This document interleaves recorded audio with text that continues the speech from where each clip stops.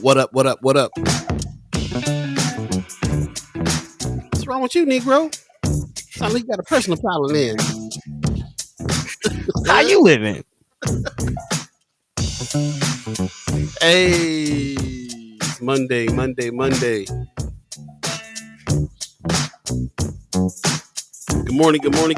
morning. Time to wake up. Move your body.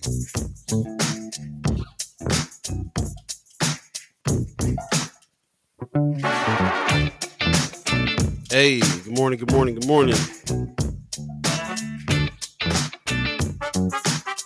Time to wake on up.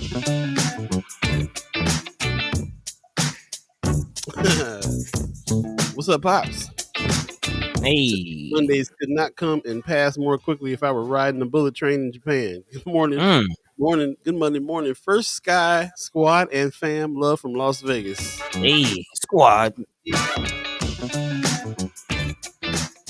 Good morning to you. Thanks for getting up so early with us.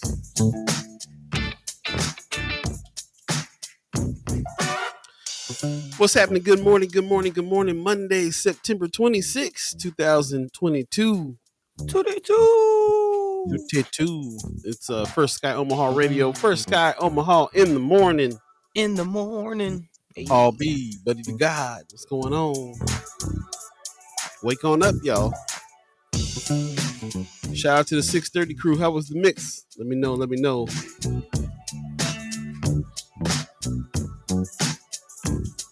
That's right. FirstSkyOmaha.com. Hit the listen button. You want a little celebration of black music and all kinds of good stuff on the way. Yeah, man. Played a little Dami and Beck yesterday on Black Classical Sunday. Man, if you haven't heard that new album, go check it out. Album's bad. Man. Good morning. We got a good morning from Carol and Jack. What's happening, Purple fam? TD Sanders in the house. Good morning, gentlemen. Good morning to you, TD Sanders. How are you this morning? Go support the star. Yeah. Got to get you on this Monday and report from the star for sure. Yeah.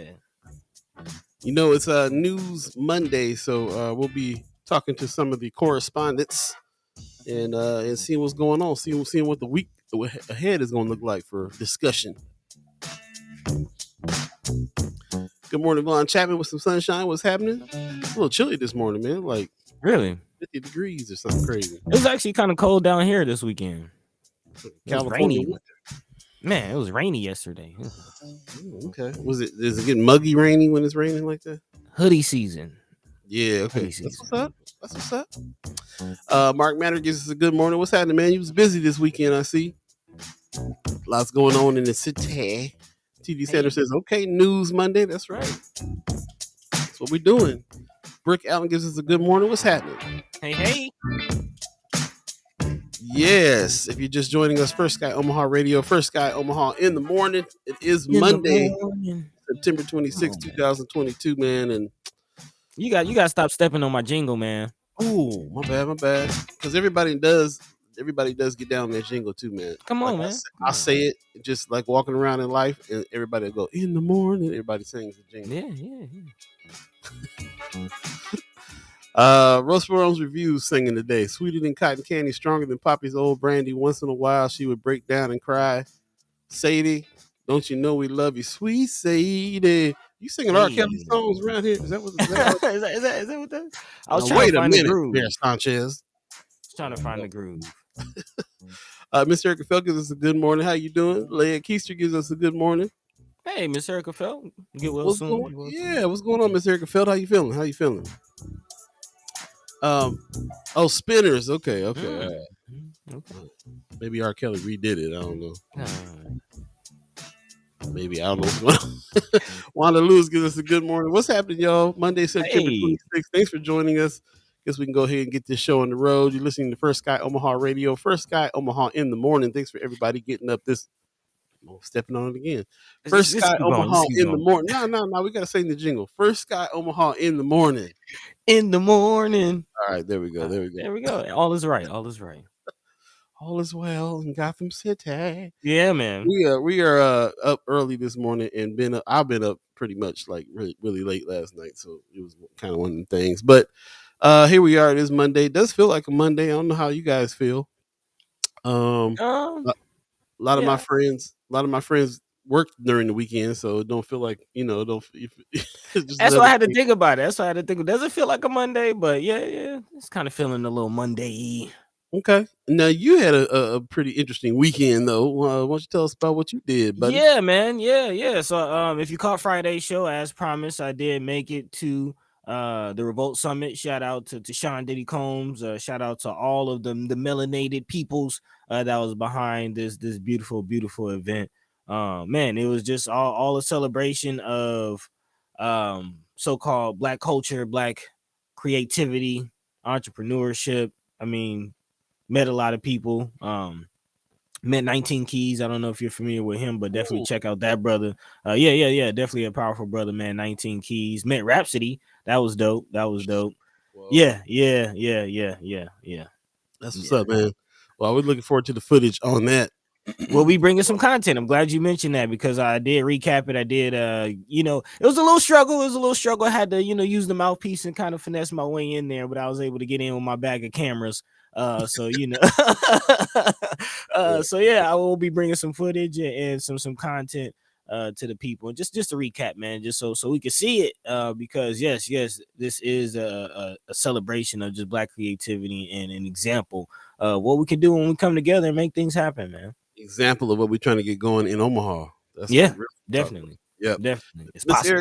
Miss Erica Felt says I start chemo Thursday, so more doctor's appointments today and until you're going through it. Let us know what you need. We're really trying to make sure that you got what you need. If you need some help, reach out. You can reach out to us and we can figure it out. So please let us know. She also tells us that wasn't originally Robert's song. Okay. So he did remake it. He did do a version. He remade it. I thought he remade it. I thought I was right about that. Sunita Buddi is in the house. I haven't heard that in a minute. How you doing? She says she's thinking of Miss Erica. Yes, we are too, for sure. Yes. Rena Williams gives us a good morning with some sunshine. You guys are up early this morning. Appreciate that for sure.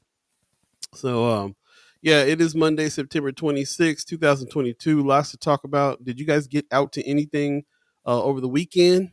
I know there were some events that happened. Let us know how your weekend was and what you did and how was it? Was it fun? Did you have some fun at least? Or take care of some business? I saw some brothers out there on the land again, the BAA guys I saw them online cleaning up and doing some things. So we'll see what's happening. Rome's Review says I dropped off a care package of work gloves with Brother Shabazz with the Black Agenda Alliance neighborhood cleanup care of Friends of First Sky. I appreciate that, my brother. Hey, my man. Yeah, that's what I'm saying. We saw the brothers out there working, so appreciate them doing what they're doing. And appreciate you, Brother Ramir Sanchez, for representing First Sky out there for us like that. Appreciate the mayor. The mayor. I'll see if I can get out there next weekend, man, now that I'm COVID negative finally. So. Yeah. Did you make it outside this weekend? How you doing, man? Yeah, I made it outside, but it was all work-related stuff, man. Dealing with the bank, dealing with a bunch of stuff that got left behind while I was here. So doing okay, though. Feeling good. Been feeling good for a while. Just was waiting on that negative result, really. Right. Yeah, so gotta be safe. Gotta be safe, man. Working with folks, don't want to get nobody sick, all that good stuff. So yeah. So and it's just in time too, man. The weather's kind of turning. It's been pretty decent the last couple of days here, really. Mm-hmm. And so you know what that means. We about to take a turn to the cold, and Paul don't like the cold. Yeah, man. I was gonna say definitely gotta get out there and get it in before you only got about 10 good days in Omaha, so days are ticking. There you go. So now, but Budai said I had fun. Soothe Your Soul fundraiser with Allie Peeler singing. Allie Peeler got the voice, bro. Man. Yeah, she's bad. $1,200 for Brighten Our Future. Man, you guys raised some loot. That's what's up. Hey. So it's about success. Yeah, let us know how that business is doing. We haven't talked to you for a while on that, and let us know what's going on over there with your organization. For those who don't know, Ms. Budai has a place called Brighten Our Futures. She's taking care of young kids and it's affordable. So it's a very, very good child care facility with education, and it's very, very affordable because it's on a sliding scale. And strong. We got some strong youth take what how should I Take say? caretakers. Caretakers. There you go. Carolyn Jackson, she went to Ludacris. I forgot Ludacris. Hey, Luda. That's right. She said, "Big fun, big fun." Brooke said, "Glad to find out you're negative." Yeah, I appreciate that. And also Miss Buddi says, "Glad you're feeling better. We just got over it in our house. Also, man, I don't care what Biden says, man. COVID is still here, Still a strong, thing. still a thing. Still a thing. Saw plenty of masks and hand sanitizer at the Revolt Summit. So good. Yeah. Still a thing. Still a thing. I'm glad to hear they were taking steps though. That's what's Yeah, up. man. Yep. She said we just got a federal contract with Nebraska Early Childhood Collaborative for Early Head Start. Nice, congratulations. Okay. Nice to know some contracts going to people in the hood, man. People in the community. That's what it's all about. That's real. We will be talking about some of that stuff. There were some questions being asked about whether or not there's a smooth transition happening with some of these organizations that we've been talking about over time. As a matter of fact, Buddy, you want to start giving the rundown what we're going to be talking about today? Yeah. Actually, as we mentioned earlier, today is News Monday, so we'll have a few correspondents. Chris Baby Boy Bolin from The Reader coming on to talk to us, and he will actually be diving into the new article with him and Arjav Rawal. Shout out to my man Arjav with Omaha Jobs.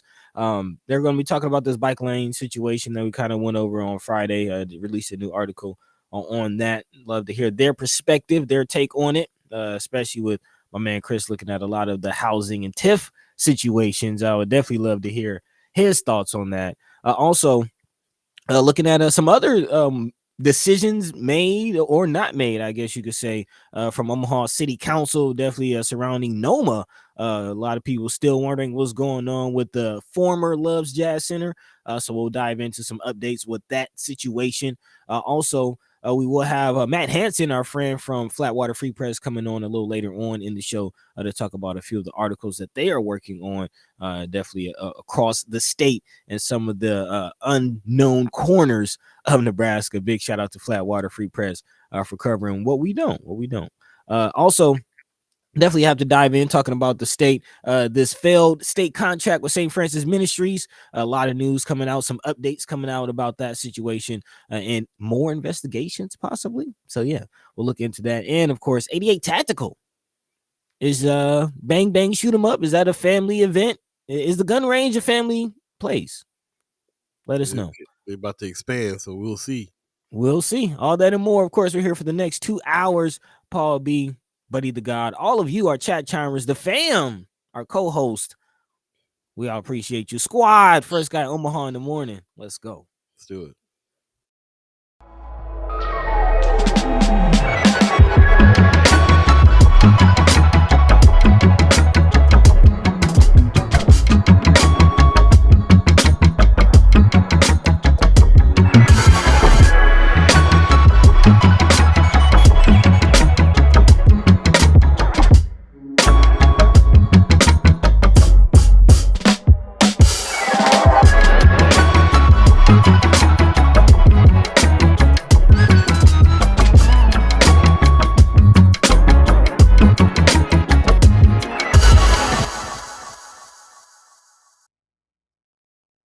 What up? Good morning. First Sky Omaha Radio. First Sky Omaha in the morning.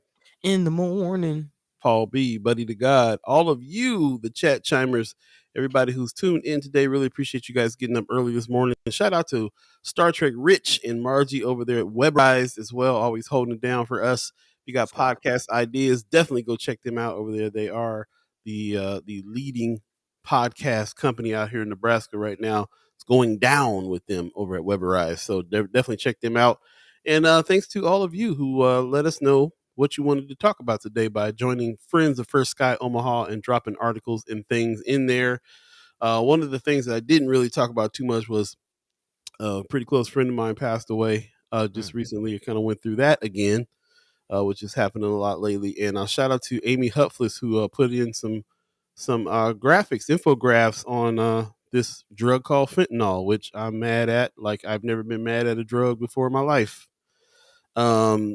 this took my friend. So here's a infogram on some facts about the street fentanyl, which is different than the drug that comes from the doctor, which is also very potent and strong.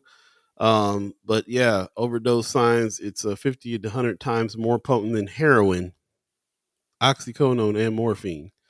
It's a drug that they were hiding in other drugs at some point. Now it's just out there. As a matter of fact, it's out there looking like this.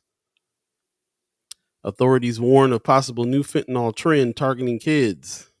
Yeah, when I first saw that picture, my mind definitely went straight to Smarties. Yeah, look like little pieces of candy, man. Yeah. So yeah, a friend of mine passed away, overdosed on this.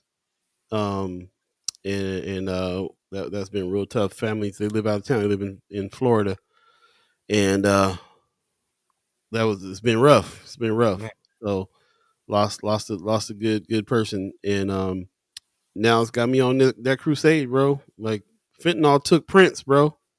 I'm mad at this drug, for real. And the fact that they have been hiding it in other, you just need to stay away from all of it. Like I don't even know. Mac Miller. Yeah. Yeah, you start going down the list of notable and just everyday people being taken out by this epidemic. Yeah. So be on the lookout. Yeah. I appreciate you, Miss Erica Felt. I appreciate you. Especially right in time for Halloween. Candy looking kind of drugs. Definitely maybe stay away from the sweeties and Smarties this Halloween season. That's crazy, man. Especially for some of our, caretakers out there. Yeah. Just on alert. We've been reporting over the past year that a couple of times when the police have pulled people over and found packs of fentanyl that they were trying to bring over here, and they were saying stuff like it was enough to kill 50,000 people. They had in these bags and stuff like that. So like this stuff is super potent more than anything. This is the reason why more people are overdosing on it. Yeah, it's ridiculous. Carolyn Jack says, "I'm so sorry. This drug is on another level for real."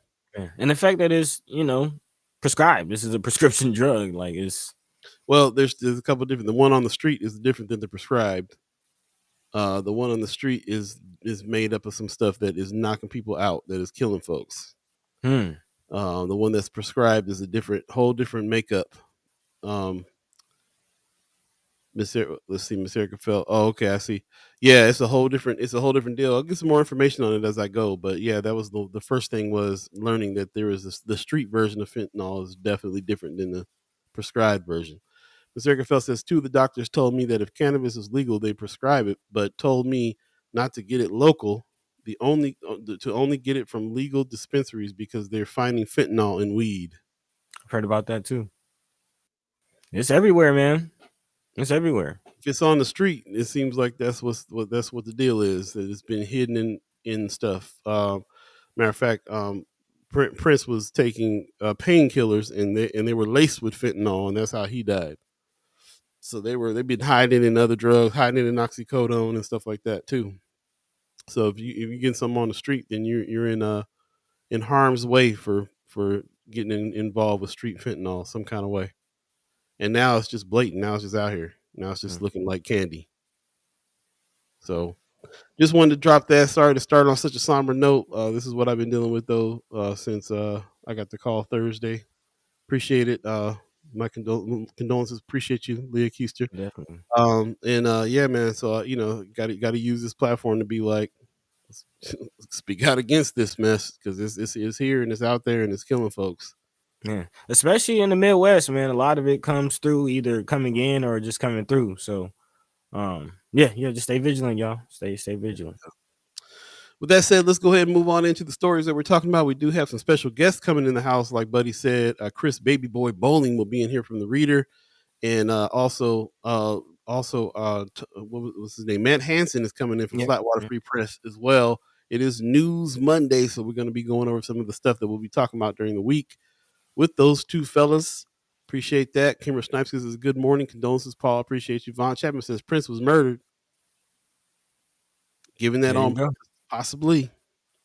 But we'll move on from that for now and move into some of these stories, man. So what you got on the agenda over there, buddy? Yeah, so as I mentioned, again, our partners over at the Reader recently released an article talking about the Market to Midway Bikeway and the whole hoopla surrounding Mayor Stothart's announcement that they will not continue with the pilot program. And looking forward to that conversation. Again, that's one of the decisions or one of the major things coming out of the latest Omaha City Council meeting. But we also wanted to discuss the other decision that came out of the Omaha Council meeting surrounding NOMA, which I know a lot of us, especially in the north side, was wondering what is going on with the former Loves Jazz Center, now known as the North Omaha Music and Arts Center, or NOMA as they're calling it. And this latest resolution coming out of Omaha City Council is actually a delayed vote on the sale of the property for the use as a music education and performance facility in North Omaha. Dana Murray and NOMA plan to renovate the former Loves Jazz building. And Murray said the facility will benefit the youth and the community as well as spur economic development in North Omaha. He says we need to build destinations to invite the rest of Omaha down. And what we have to sell is our culture. So that is not always sold and profited on by other communities. Council member Juanita Johnson, our councilwoman, says she supports the project. Yeah, definitely. Says she supports the project, but she was concerned with the lack of transparency on the process. Murray was initially expected to raise $415,000 for the purchase through philanthropic funds, but Mayor Gene Stothart recommended instead allocating funding from the American Rescue Plan Act. Deputy City Attorney Bernard and Dan Bosch, Enden Bosch, said. Kelly Johnson Dorsey from the city planning department also said there was an error with the paperwork, so the city voted to lay it over. Several proponents from North Omaha spoke in support of Murray and NOMA. For instance, Juliana Tabor from Arts for All, which we've actually done some work with Arts for All back in the Mind and Soul days. She said that even though participation in arts programs is associated with better outcomes for youth, they are being cut from schools, which we know, created hip hop, is the loss of the music programs in the schools. She said NOMA will provide those opportunities. So we do need facilities. I do agree, facilities like Culture House, NOMA, possibly also Union for Contemporary Arts, just platforms for people in the community to kind of indulge and engage with the arts. But what are your thoughts? We'll put it to the chat. What do you guys think? First of all, Mama called him Love Jazz. I'm gonna call him Love Jazz. I'm gonna call him Love Jazz. Secondly, I thought this was a done deal already. I thought that's what they were in there already doing things. And then I think the plan changed, and then they got a new plan to build up over all the rest of the units and expand this whole thing out. I remember it wasn't at like $450 million or whatever they're asking for. It wasn't that before, and then that changed in the middle of it. I thought they had already bought the building, but I guess not. I don't really know. Well, it seemed like to me like Gene Stothart was like, y'all getting some ARPA funds, get the money from there instead. That's definitely what it sounded like. When I read philanthropic, like when it said philanthropic funds, of course we know the whole 24th Street corridor Buffett relationship was going on with that. So I do find it funny that rather than allowing the philanthropic arm to work as it always does in Omaha, like you said, Stockton's like, y'all getting some money, just take it out of there. Don't worry about the Buffett's money. Wow. I do find that interesting. Also, what I'm reading out of this, what I'm picking up, and I'm expecting to possibly get uglier, is this whole let's just call it what it is, man. We speaking candidly with the community, we speaking amongst family. We know that there's tension between Councilwoman Juanita Johnson and the 24th Street BID. I forgot about and yeah. I mean, I'll just call it what it is. Business Improvement District, right. Again, is that am I going as far as saying that Councilwoman Juanita Johnson is allowing personal things to muddy her judgment as a councilwoman? I'm not going that far, but I do think there's something there. Wait a minute. Wait. Say that again. You think how is her judgment getting muddied? As far as, again, let's, the history. We've talked about this. Again, Councilwoman Juanita Johnson, starting the 24th Street corridor, went to at the time Councilman Ben Gray to create a BID. He blocked it, turned around, started his own BID, and that is a BID behind NOMA. That's why, this is a whole new BID though. This is a whole new BID. He started the BID, but this is another version. This is a version where Gene Stothard put people in place. These are the new members here. So he started the whole part of making a BID happen in that area. But this is a new BID, and my memory of what happened was one of the first things that happened was the city council meeting that I watched, where the BID was asking the council to do some beautification around the BID, around the building. Right. It's the same one. Ben Gray, LaVanya Goodwin. The same people. Was Ben Gray there?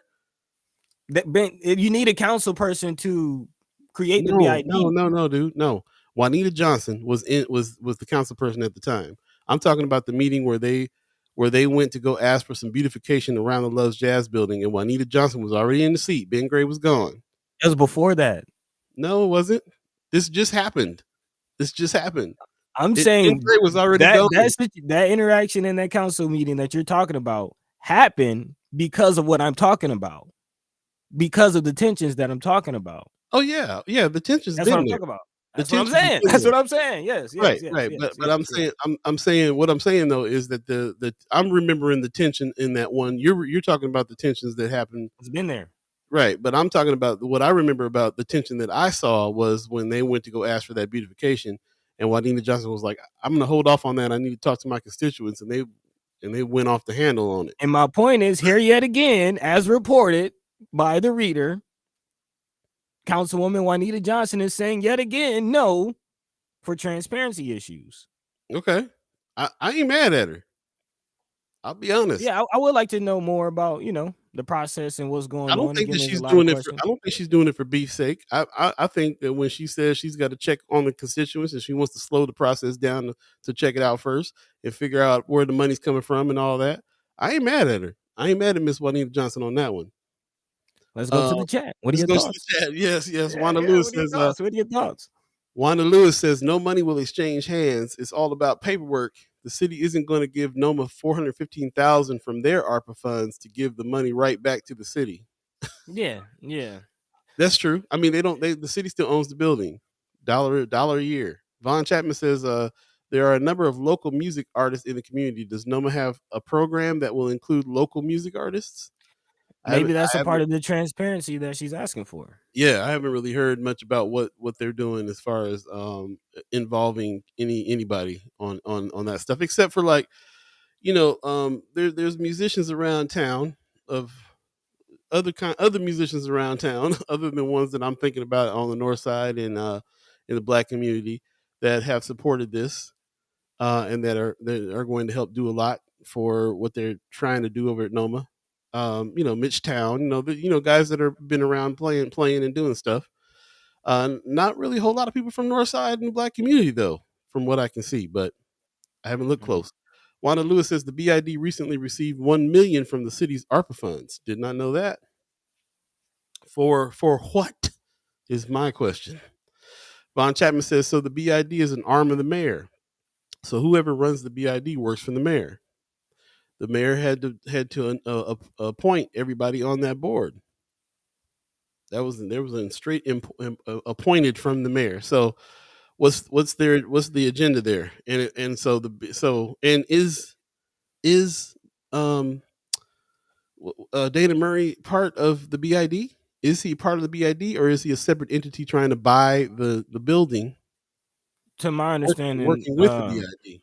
Working with the BID. I don't know if it's a separate entity, but I know BID hired Dana Murray to do this. Like the BID brought in Dana Murray to do this project and to do this. And as far as Dana Murray, I don't know him personally. I've heard good things.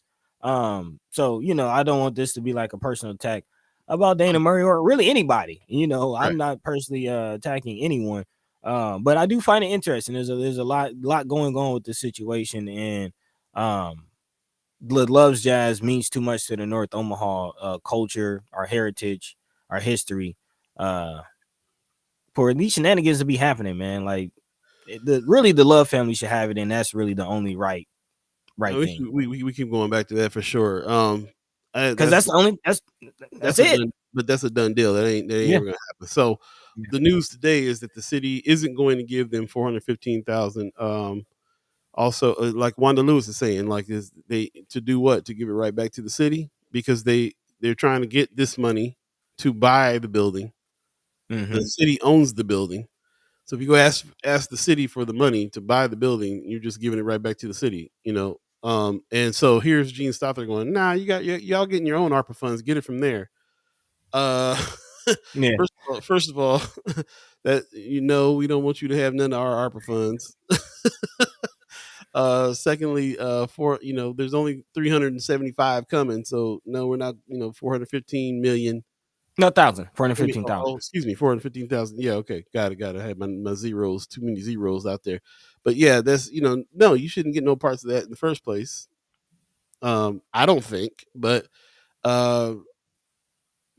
so that actually kind of like you got to think about that for a minute. If you wanted to raise this money to get NOMA going, that money basically is so that you can buy the building from the city. So it's not that city council didn't decline money; they declined the sale. Oh, they're not selling the building. Yeah, they declined the sale. And again, the article says Murray was initially expected to raise 415,000. So did he? I don't even know if he raised it. There are still questions as far as the transparency. But what I would say is I do support the idea of NOMA and the North Omaha organization owning their own building. I do support. I don't know if it should be that one, but yeah. I mean, yeah, again, I personally believe that specific building should be owned by the Love family. But as we said, that's kind of already a foregone conclusion. It's already a done deal. So if somebody is going to be in there, and if it is going to be a North Omaha organization, I support them trying to own that building.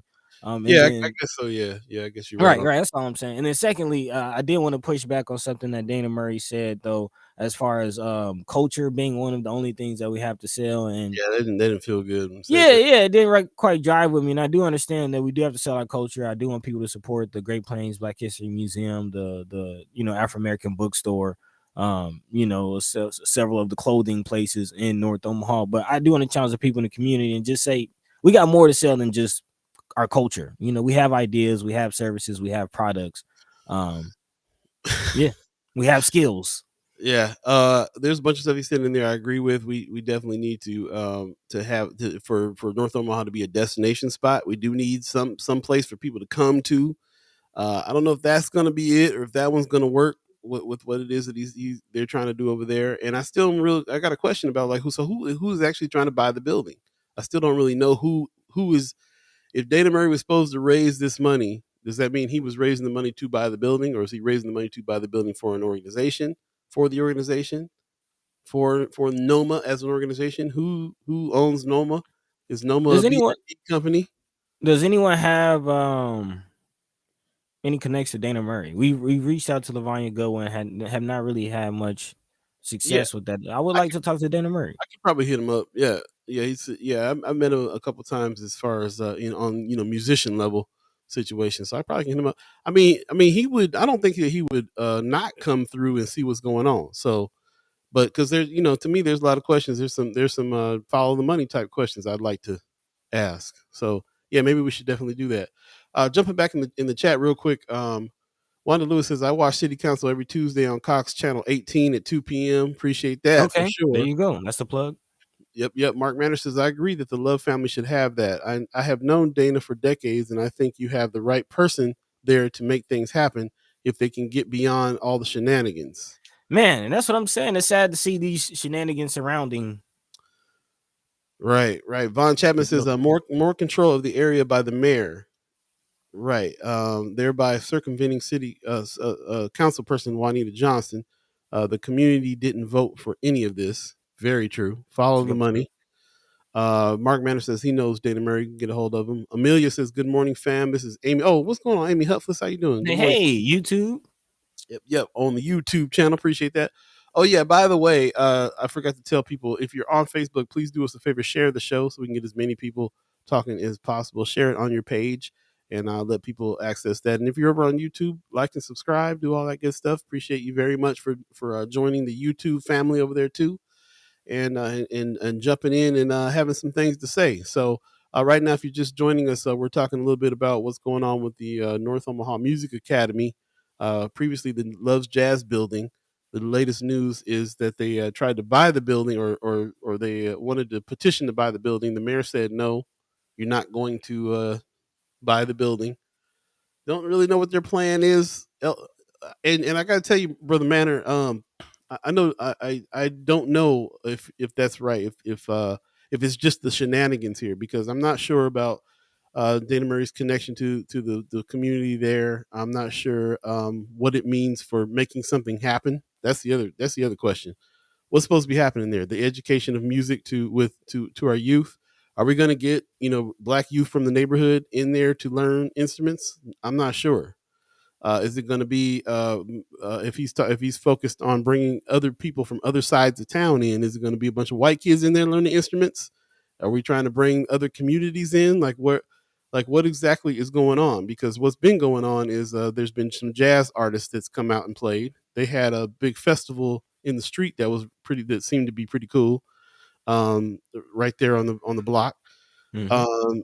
And then I'm hearing about shows and stuff that's happening. Dana Murray's playing in these shows, and stuff like that. So, it sounds like what they were doing with Love's Jazz a little bit before. So if they're waiting on getting to the next step with their programs, I'm not really sure what's happening there. I just know that everybody we talk to is mad that the Love's family don't have the building. Everybody we talk to is wondering who Dana Murray is and what he's doing and what he's going to do. Everybody I talk to is not inclined to are saying, well, what's going to be over there? Well, some music education. Okay, well, our kids are already in school. You know what I'm saying? Like, I haven't heard anything from anybody in the black community, in the community that we deal with on a regular basis, that's saying, yeah, this is going to be great. Let's go for it. Let's get down.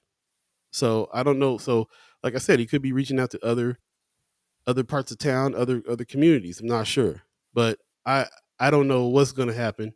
And then, like I said, every time I look up and see what's happening, it's a story like this. They were back at city council asking the mayor for some money to buy the bill, or not asking for the money, but to ask to buy the building for what? I mean, who should own the building? If I'm stuck on the Love's family should own the building, but they can't. So so then the city owns the building. The city owns the building right now. Yeah. They just went to go try to buy it, and then if they buy it, then NOMA owns the building. NOMA's talking about doing all this major construction up over the other units, all the way down to the street, to the side street. There's a lot of stuff going on, and I'm not sure what the vision is quite yet on that, or if any of that is feasible or would work or would bring the masses of other communities to the area. Not sure about any of it. So I'm going to leave it there and see if you in the chat have anything to say about that. How do you feel about it? What do you know about it?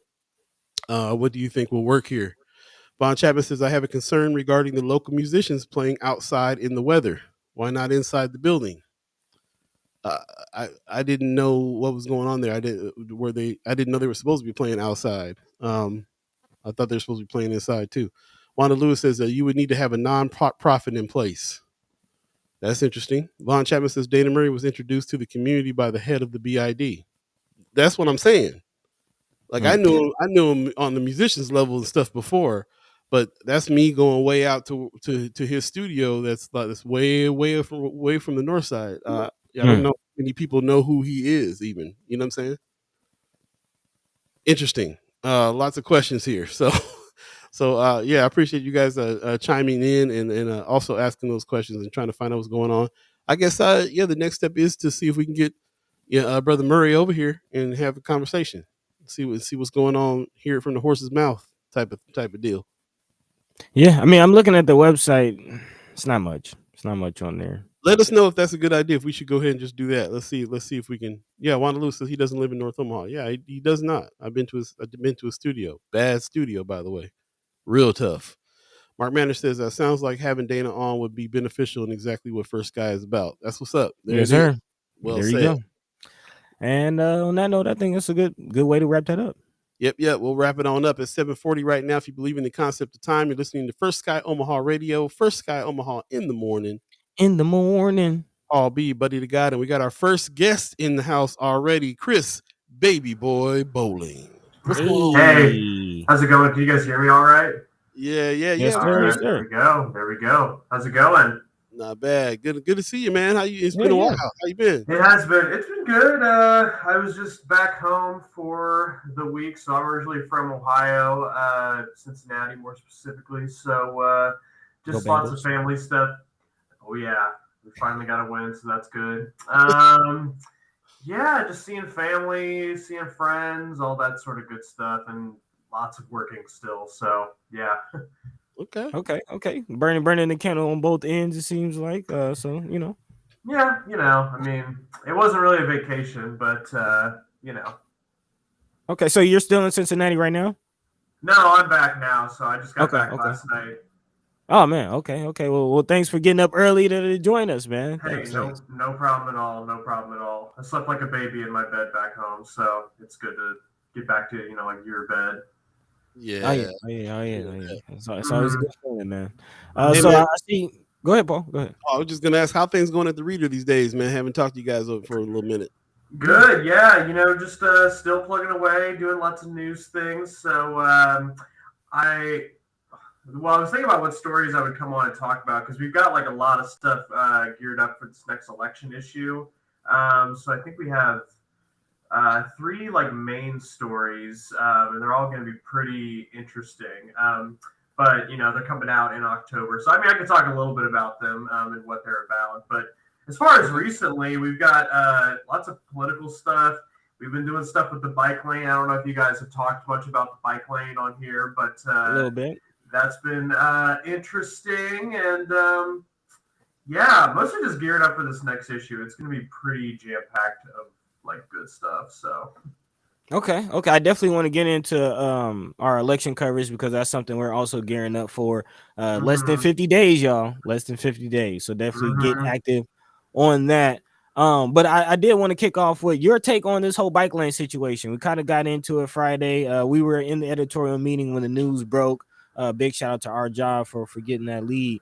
And I see you recently released the article, so definitely go check out thereader.com for that. But what are your thoughts on that, especially taking in the information that you've helped us get with TIF situations and how they're using TIF? How do you kind of what is your take on that? Well, I mean, I don't know if it's like the most amazing answer, but I think it just comes back down to like transparency because I think we covered just about every like news thing that could come out of the bike lane over the past like year and a half. So the most recent thing was that a report had come out, that there was, really good results from it, that people were using it, that, there was anecdotal things from people that was like, oh, we love the bike lane, like blah, blah, blah. And so, and then the city council passes a resolution that they support the bike lane. We covered that. So, it's just like all signs seem to be pointing north for the bike lane. And then all of a sudden it's like, oh no, it's actually going to come down. And so it's just confusing. And the fact, Metro smart cities, I don't know if you guys have gotten into this on your show, but their meetings are not open to the public. So we can't necessarily like go and like see the meetings. Yeah, the whole thing, it just goes back to transparency. I mean, it was a pilot project, so they're within their rights to end it. But the fact that Omaha has no protected bike lanes, it's also just like, I don't know, it's confusing. So it's a lot of news over like one bike lane, which is pretty insane. But, Yeah, that's what I'm always thinking that. I'm just like, man, we're still talking about this. I know, yeah. And yeah, it's crazy. I mean, the streetcar obviously plays a part in it. But you've got Jay Noddle, who's the head of the Streetcar Authority. He says, I don't want the streetcar to replace the bike lane. And then you have the people from Bike Walk, Nebraska, who were Metro Smart Cities was in charge of the bike lane, but they were sort of like the driving force behind it. And anyway, you got them saying the bike lane and the streetcar could, be, and as Mark points out, Bike Walk Nebraska actually had money to keep it going. At least that's what they say. But anyway, Bike lane in Nebraska wanted it co-located. So I don't know. The whole thing is just like, there's a lot more going on there that we don't know about. And I guess that's really what I'm trying to get at. Like we all see kind of, if it walks like a duck, it quacks like a duck. It's not a mongoose, in the words of my man Stephen A. But what is it? We're trying to definitely figure it out. I think we all are getting the same sense. I did find it interesting, just the whole timing of it. Like the same week that it was announced that they'll be going away with the pilot program, the streetcar announces their possible route. I find that kind of coincidental and not too much coincidental. I mean, if I had to like wager my opinion in all this, which I haven't really done a lot of the reporting, so I'm mostly a editor, so I feel fine doing. I sort of feel like the bike lane. Okay, so I did do a podcast a year ago that people can listen to if they want. It's actually pretty interesting with Shameless plug. Sarah.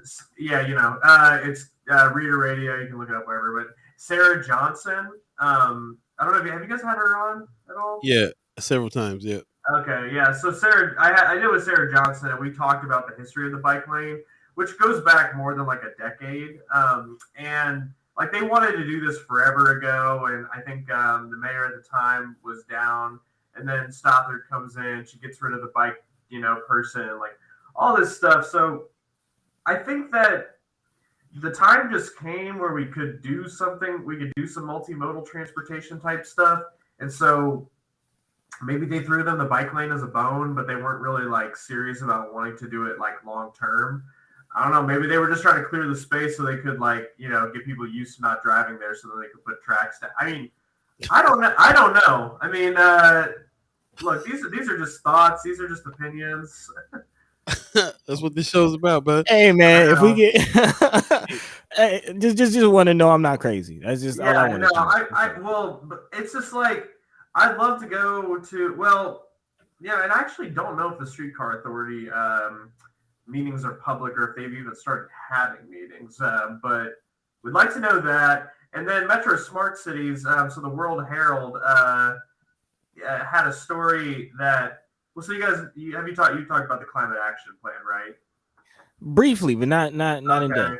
Well, so I mean, but for anyone who doesn't know, like climate action plans are plans for the city basically to address like climate change. So as of right now, we don't have any comprehensive way of addressing climate change. And so the city last year. First off, Lincoln has had a climate action plan for a while now. They've been talking about it forever.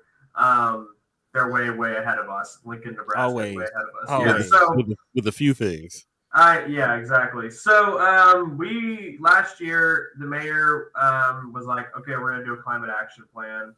And the city council's like, all right, cool. And they were like, we support this. And then a year later, it's like, hey, where's that climate action plan we said we were gonna do?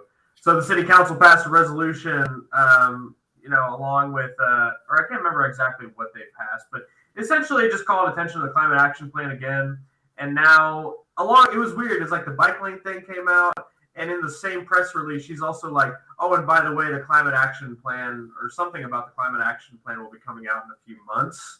It's like, okay, so why are we hearing about this now? And then the World Herald was like, we want to go to the Metro Smart Cities meetings. And then Metro Smart Cities is like, no, you can't. So it's just like, because they're not necessarily like a governmental thing. They're like a group of, it's really weird. So yeah, anyway, climate change, that's a huge thing. It was just weird. Why do we hear about it at the same time as the bike lane? So let me get this right. You telling me there's an entity that's not necessarily governmental that's meeting and making decisions about development in a major part of our city that we don't have access or any input on? That would be one way to put it. Let's jump into the chat real quick because I want to move on from this bike talk because I'm getting ready. I'm getting ready to be like, hey, that's great. Now Chris proved my point. I'm done.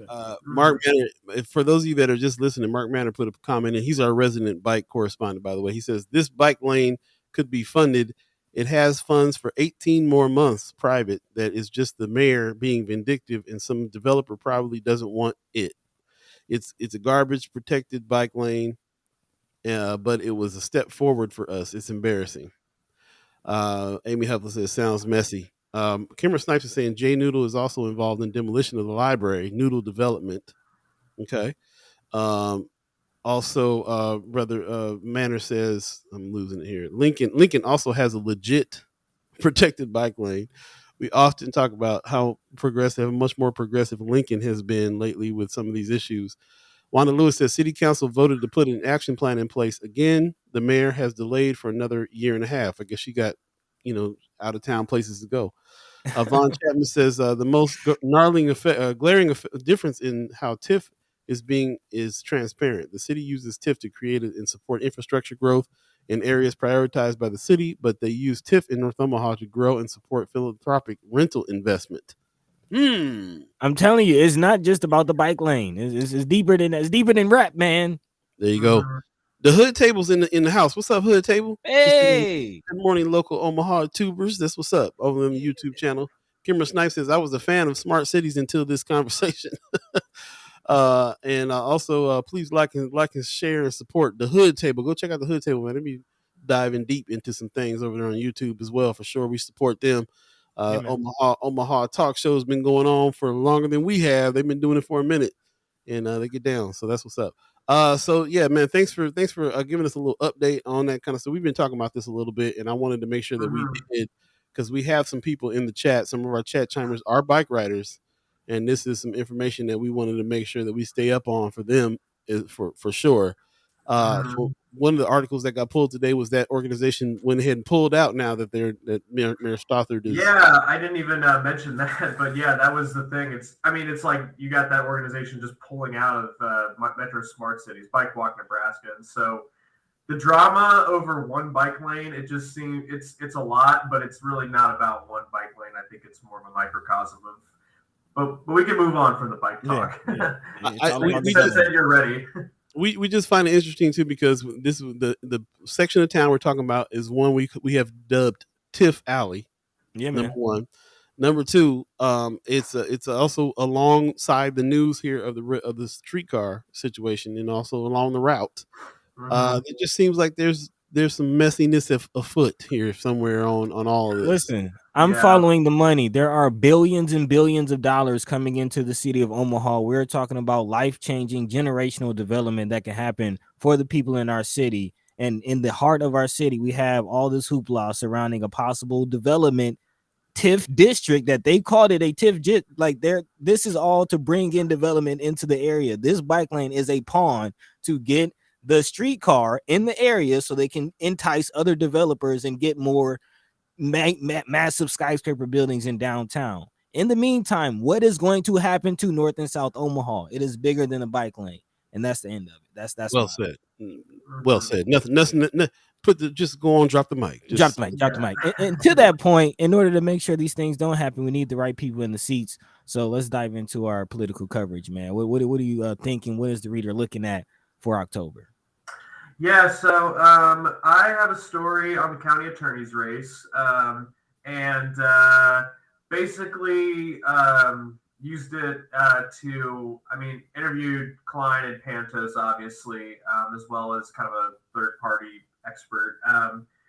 But I mostly spent a lot of time diving into criminal justice data, and so I downloaded. Anybody can do this. You go and download the inmate database for the Nebraska Correctional System, and just spent an untold amount of hours going through it, and basically just coming out with some of the trends of how sentencing has increased over the last couple decades.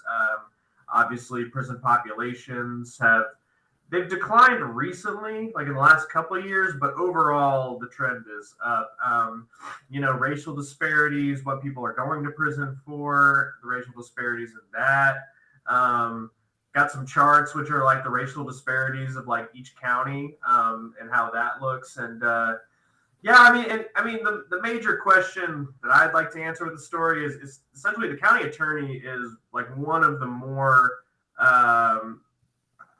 influential like criminal justice cogs like in the entire state, because we have a third of the state's population in Douglas County, and the data I have shows we send about 38% of the inmates to the prisons come from Douglas County. And so just on that alone, the people coming through your office, you are mostly filling up, the prison. And that's, you do have more crime here than anywhere else, so you can't avoid that in some respect.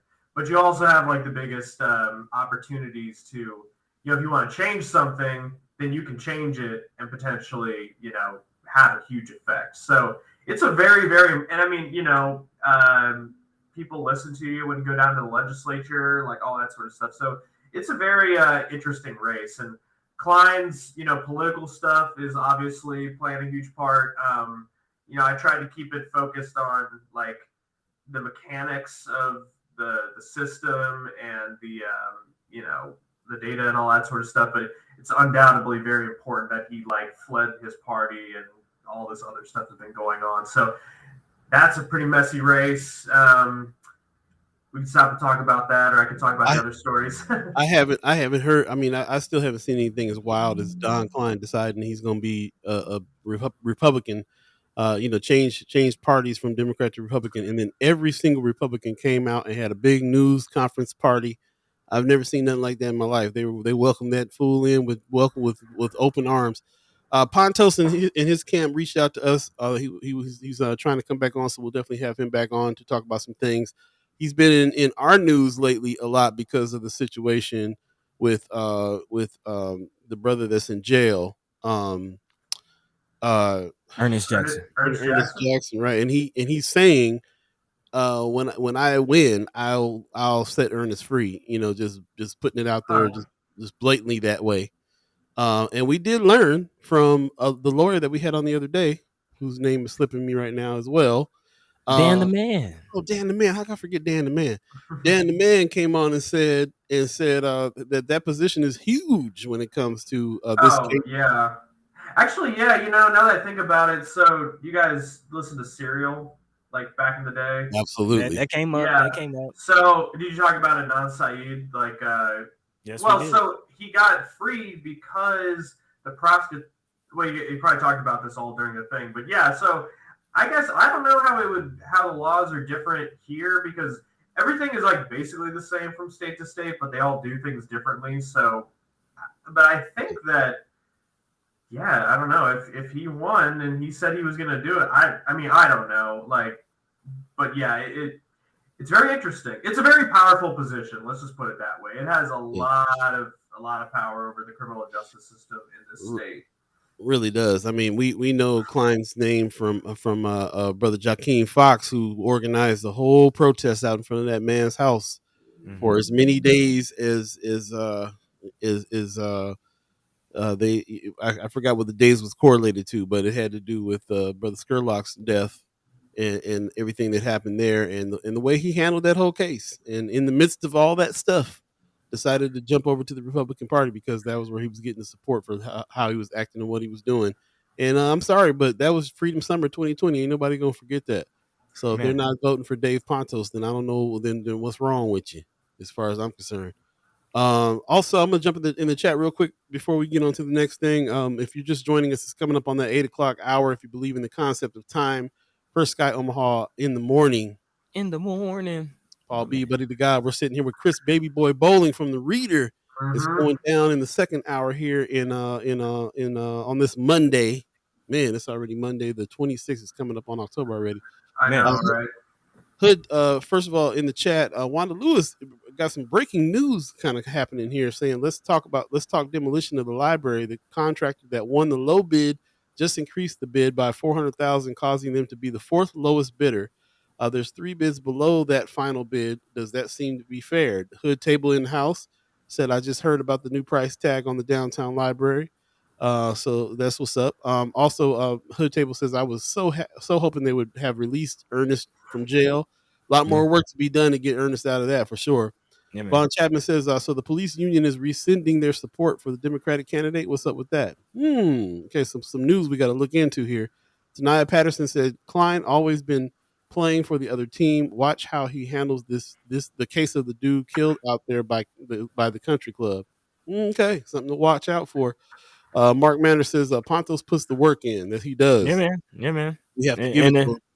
In addition to the Ernest Jackson, he was also supporting those who need rental assistance. So definitely putting in the work.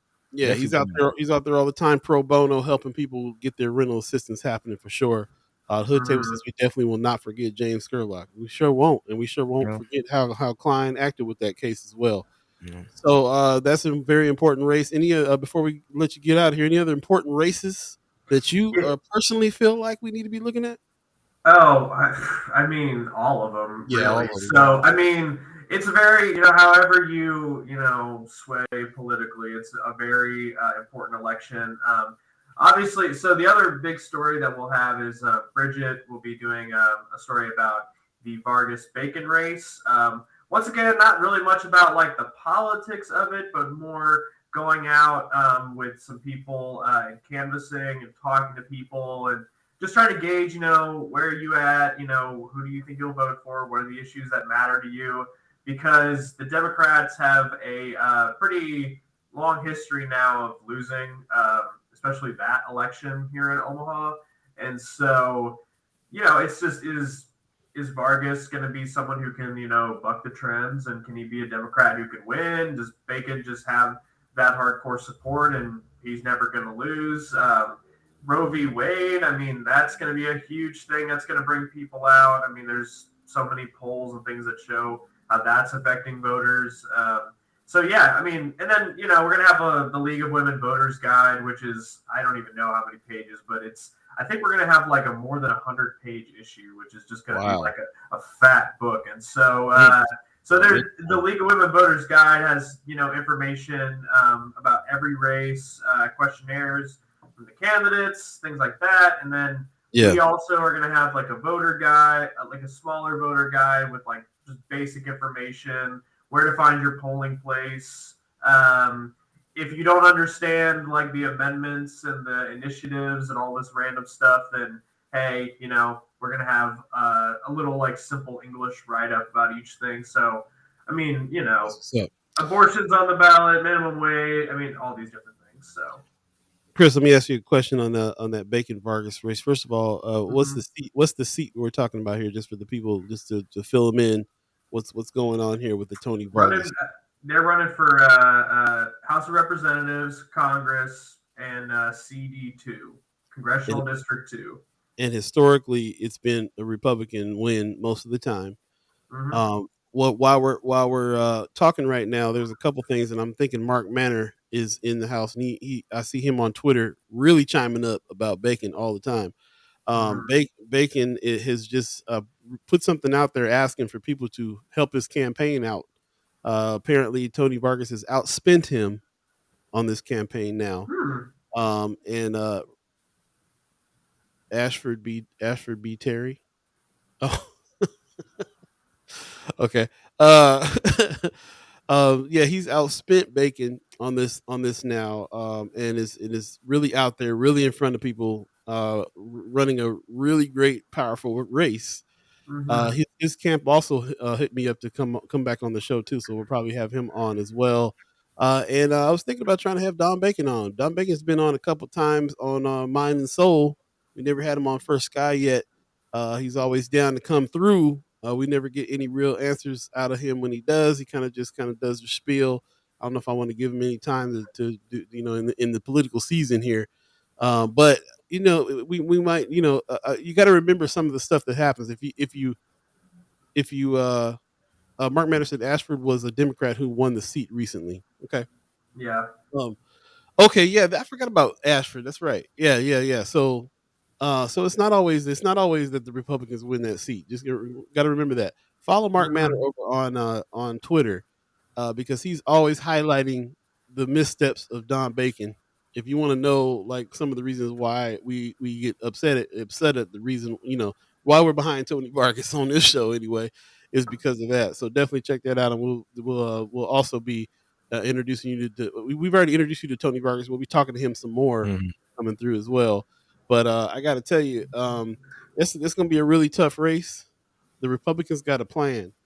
Real plan to take control all over the place. And I was going to mention that as far as the importance of that seat. And actually, we'll be talking about that article a little later on in the show as far as what the Republicans' plans are if they do, get some major wins in this midterm election. And actually, Precious kind of mentioned this with Governor Ricketts mentioning something about taking control of the House of Representatives and a script or a plan that the Republican Party has once they get control of the House of Representatives as far as gun control. So yeah.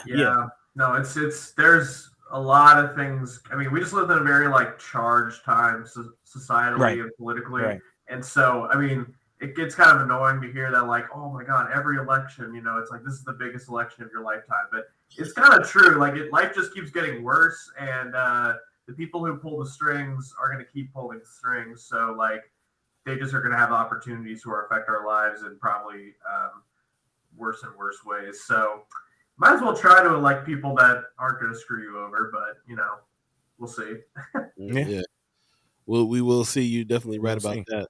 Mm-hmm. Before we let you get out of here, man, anything else on your mind that you not necessarily that you got coming up in these articles, but something that you're working on or something that's piqued your interest lately, anything you're doing fun, even like you've been playing any music?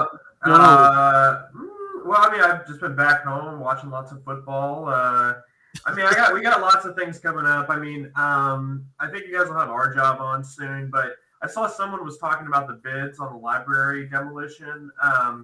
And yeah, city bids, especially who gets city bids and, what they look like. I mean, the diversity of who's being able to get the bids. Is the city really trying to hire diversity contractors or not?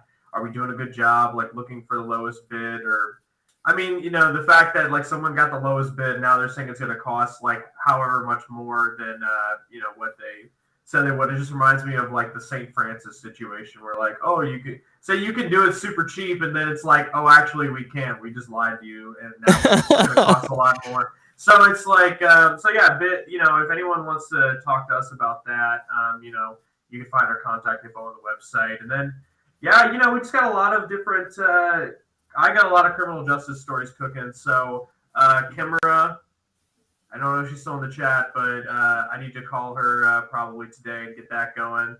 And then mental health in the prisons. I mean, I've been talking to some people about that, and that's been very interesting. So, there's big stuff coming. Yeah. So, in other words, no fun, just work. Yeah, pretty much. I mean, we'll see. I got to get. Well, I guess I can, ride my bike and go in the bike lane for like another 4 days. But after that, I'm going to be back to, popping my tires on, giant rocks and broken glass. I mean, I've biked in a few cities now. I'm not like a major biker. I was when I lived in Minneapolis, so I could actually bike every day. Omaha's a pretty bad city for biking. Just don't get your tires stuck in the rail track. Yeah. We heard that's pretty dangerous. I always wear my helmet. One time I hit a curb and did a front flip over my bike and like broke my arm. And so after that, I mean, I was wearing a helmet thankfully that time, but never get on my bike without a helmet now because. I hear that. Amy Huffless in the chat over on YouTube is giving. It sounds like she's giving me a little bit of an assignment. She says we need more info on the reason for the increase of the demo contract on the library. Could be due to findings in geotechnical report as far as contaminated soil or other unforeseen conditions. So if you might have to do a little investigation work here and find out what's the reason behind this increase. If it's not just they wanted more money, so we'll see. Yep. But always a pleasure having you on, man. Really appreciate it. Sorry, I live right on Martha. I'm gonna let you get back to your motorcycle club there. I'm gonna let you get back to your club, All right. club Sounds meeting. good. Yeah, like I said, we really appreciate you having you on. It's good to see you. It's been a while. We're going to be working on that roundtable here really shortly as well. So with that disinvested series, I got to give you guys props on that every time I see you, because that really is a serious piece of work. And you guys have now a place where all of those articles are gathered, right? Yep. Let me get the URL. Yeah, here, I'll put it in our chat, and then you can put it in the public chat. But yeah, it's just thereader.com/disinvested. Okay. So again, I'm encouraging everybody who's checking us out to definitely go check out this disinvested series. Read up, because we're going to be discussing it. We're going to have some roundtable discussions and things on it. And so definitely refamiliarize yourself with those articles. The reader's doing a killer job of breaking down some of the stuff that we talk about regularly on this show. And a lot of the information that we're getting from their deep dive. So definitely go check them out there. And then the people that want to involve themselves in this roundtable, we already got a couple names. If you would want to talk, with us, then we can definitely do some of that as well. So let us know, and we'll jump on that and get to it. So in the meantime, between time, tell everybody over there we said what's up at the Reader. Now that I'm COVID free, I'm gonna come by and visit you guys, and we'll go hang out. We'll get some tacos or do something. So sounds good. Looking forward to it. Right on, man. Have a good one, Chris, baby boy, Bowling, everybody from the Reader. See ya. Peace. Peace. All right, that's what's up. Okay, here we go again, playing each other close. Back up off me. Let's take a quick break, man, and come on through and do what we got to do and get back to it. We got another guest coming up, Matt Hansen from Flatwater Free Press. This is News Monday, where we catch up with all the partners on what it is that they got going on their relative spots, their papers and things, and it kind of informs what we're going to talk about during the week. So thanks for everybody that chimed into the chat there. Stay tuned. We'll be right back. First Sky Omaha Radio. First Sky Omaha in the morning. Right near the beach, Paul Beee. Buddi3 Da Gawd. Stay tuned.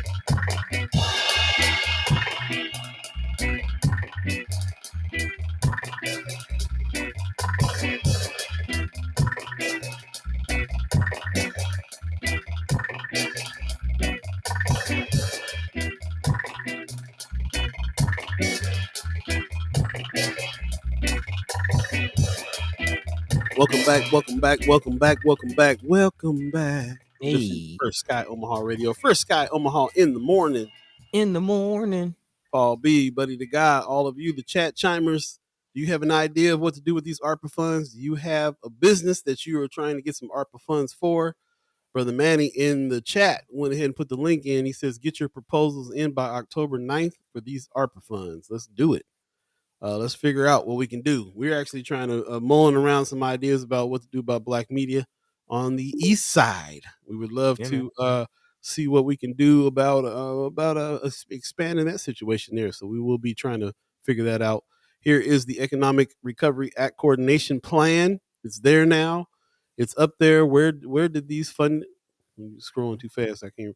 Where did this funding originate, and where is it to be used? So as you can see, there's a lot of questions that are answered there, and you can follow the money and find out where this money came from and where it's supposed to be going, how it can be used. If you have an idea, then there's applications there for you to fill out and figure that out.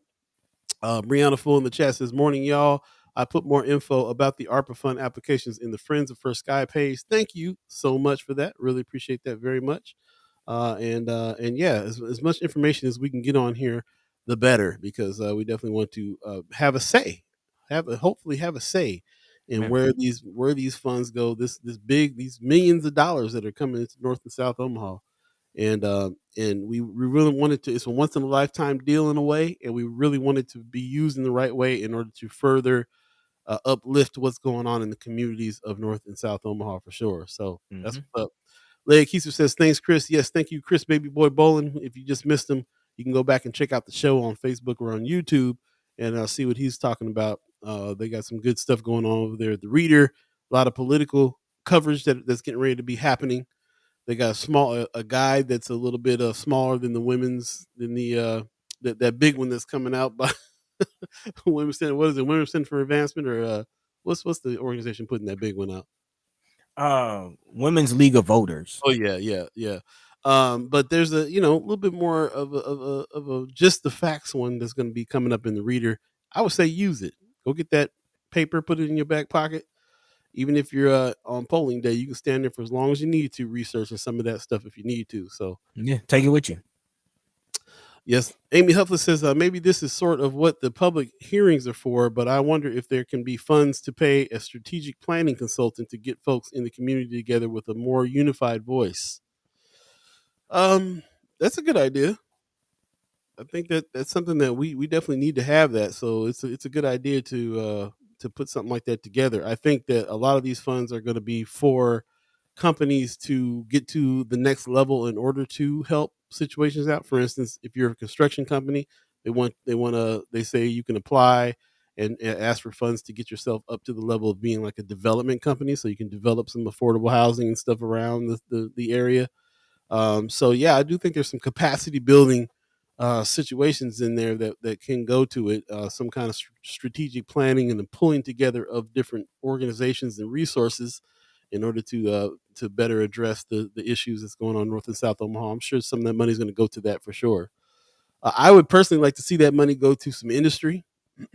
I happen to think that we could be doing some futuristic farming out of North Omaha and in a large swaths of land, and not just like little community farms, but actually a manufacturing facility that can deliver food not just in North and South Omaha, but beyond and into the rest of the country as well. We can have a facility big enough for that. They got Florida oranges. They got stuff all from all Idaho potatoes. They got all kinds of stuff from other states. We could be doing something like that here too in North O, and solving some of the food desert issues and stuff like that too. But not on a small level, on a level of having big industry here, with people being able to have jobs with living wages and beyond, and so on and so forth. Brianna Full in the chat, good morning to you, says they're really looking for collaboration between organizations, the city, etc. Also looking for high-paying job creations and overall economic growth of North and South Omaha. Exactly, with that. Also, Amy Huffley says Senator Wayne was saying that South Omaha had a more clear, unified voice versus North Omaha. Many folks going in different directions, not together in a clear, unified voice. Yep. Very true. I will comment on that though. South Omaha is a lot of that stuff is being led by a couple of different organizations, one or two organizations, whereas North Omaha has many organizations to address many problems, and it's kind of a little bit tougher to get everybody together on that. But I found that what's going on over in South Omaha is run by a few, very few organizations. They can have a little bit more unified voice, but not really sure if that's representing all of the communities of South Omaha. So when a lot of times when you think South Omaha, you think the Hispanic community over there, and that's it. But there's so many other so many other communities out there that not necessarily are getting represented by the ones that are at the forefront. So got to talk about that. Especially a lot of our refugee and immigrant communities, especially a lot of our South Sudanese, community members are in the south side. So yeah, definitely. And a very big Black African American community out there in the South side as well. It's all part of the same community. And been out there historically, like for generations. That's where they went first. Great migration. They all came to South to work in the stockyards. So in the chop houses and all that. So so a lot of them stayed there. and they're not being really represented by the Hispanic community, the leaders in the Hispanic community that are coming together and talking about these funds. So they're doing a pretty good job, but it's a little easier for them to come together when you have a situation like that. Wanda Lewis in the chat says everyone within the Omaha economic recovery community need to come together on needs and desires of the community. Breaking these funds into pieces won't accomplish anything. Let's not be self-serving. Let's take a look at the big picture. Yeah. Vaughn Chapman in the chat has a little bit of a diatribe. He says, learn from your own community history. A new or startup business has about as much chance of succeeding and sustaining as a fart in the wind storm or as Ice Cube in West Hale. Failure is not an option. A better strategy would be to identify businesses in the community that have at least 5 or more employees and that have been in business in or around the community for at least 10 years. Exclusions would be liquor stores. Use ARPA funds in 1024 monies to help expand that or those businesses. That or those businesses at least have a measurable track record and have obviously weathered many a storm. It's a good idea. I never heard that. Never heard that one before. It's a good idea. There's got to be businesses in our communities that have more than 5 employees, paying a living wage, and been in business for 10 years, showing a track record. Boost those companies up, get those companies to the next level of being able to hire more people and so on and so forth. Might be a good idea. Brianna Full says it's our responsibility to bring each other together and for collaborative purposes. We don't necessarily need to rely on the economic committee to do so. Agreed. And that's what we're here doing. You got an opportunity to do it 2 hours a day, 3 days a week with us. So let's keep the conversation going on that. Keep talking about it and keep coming up with some solutions.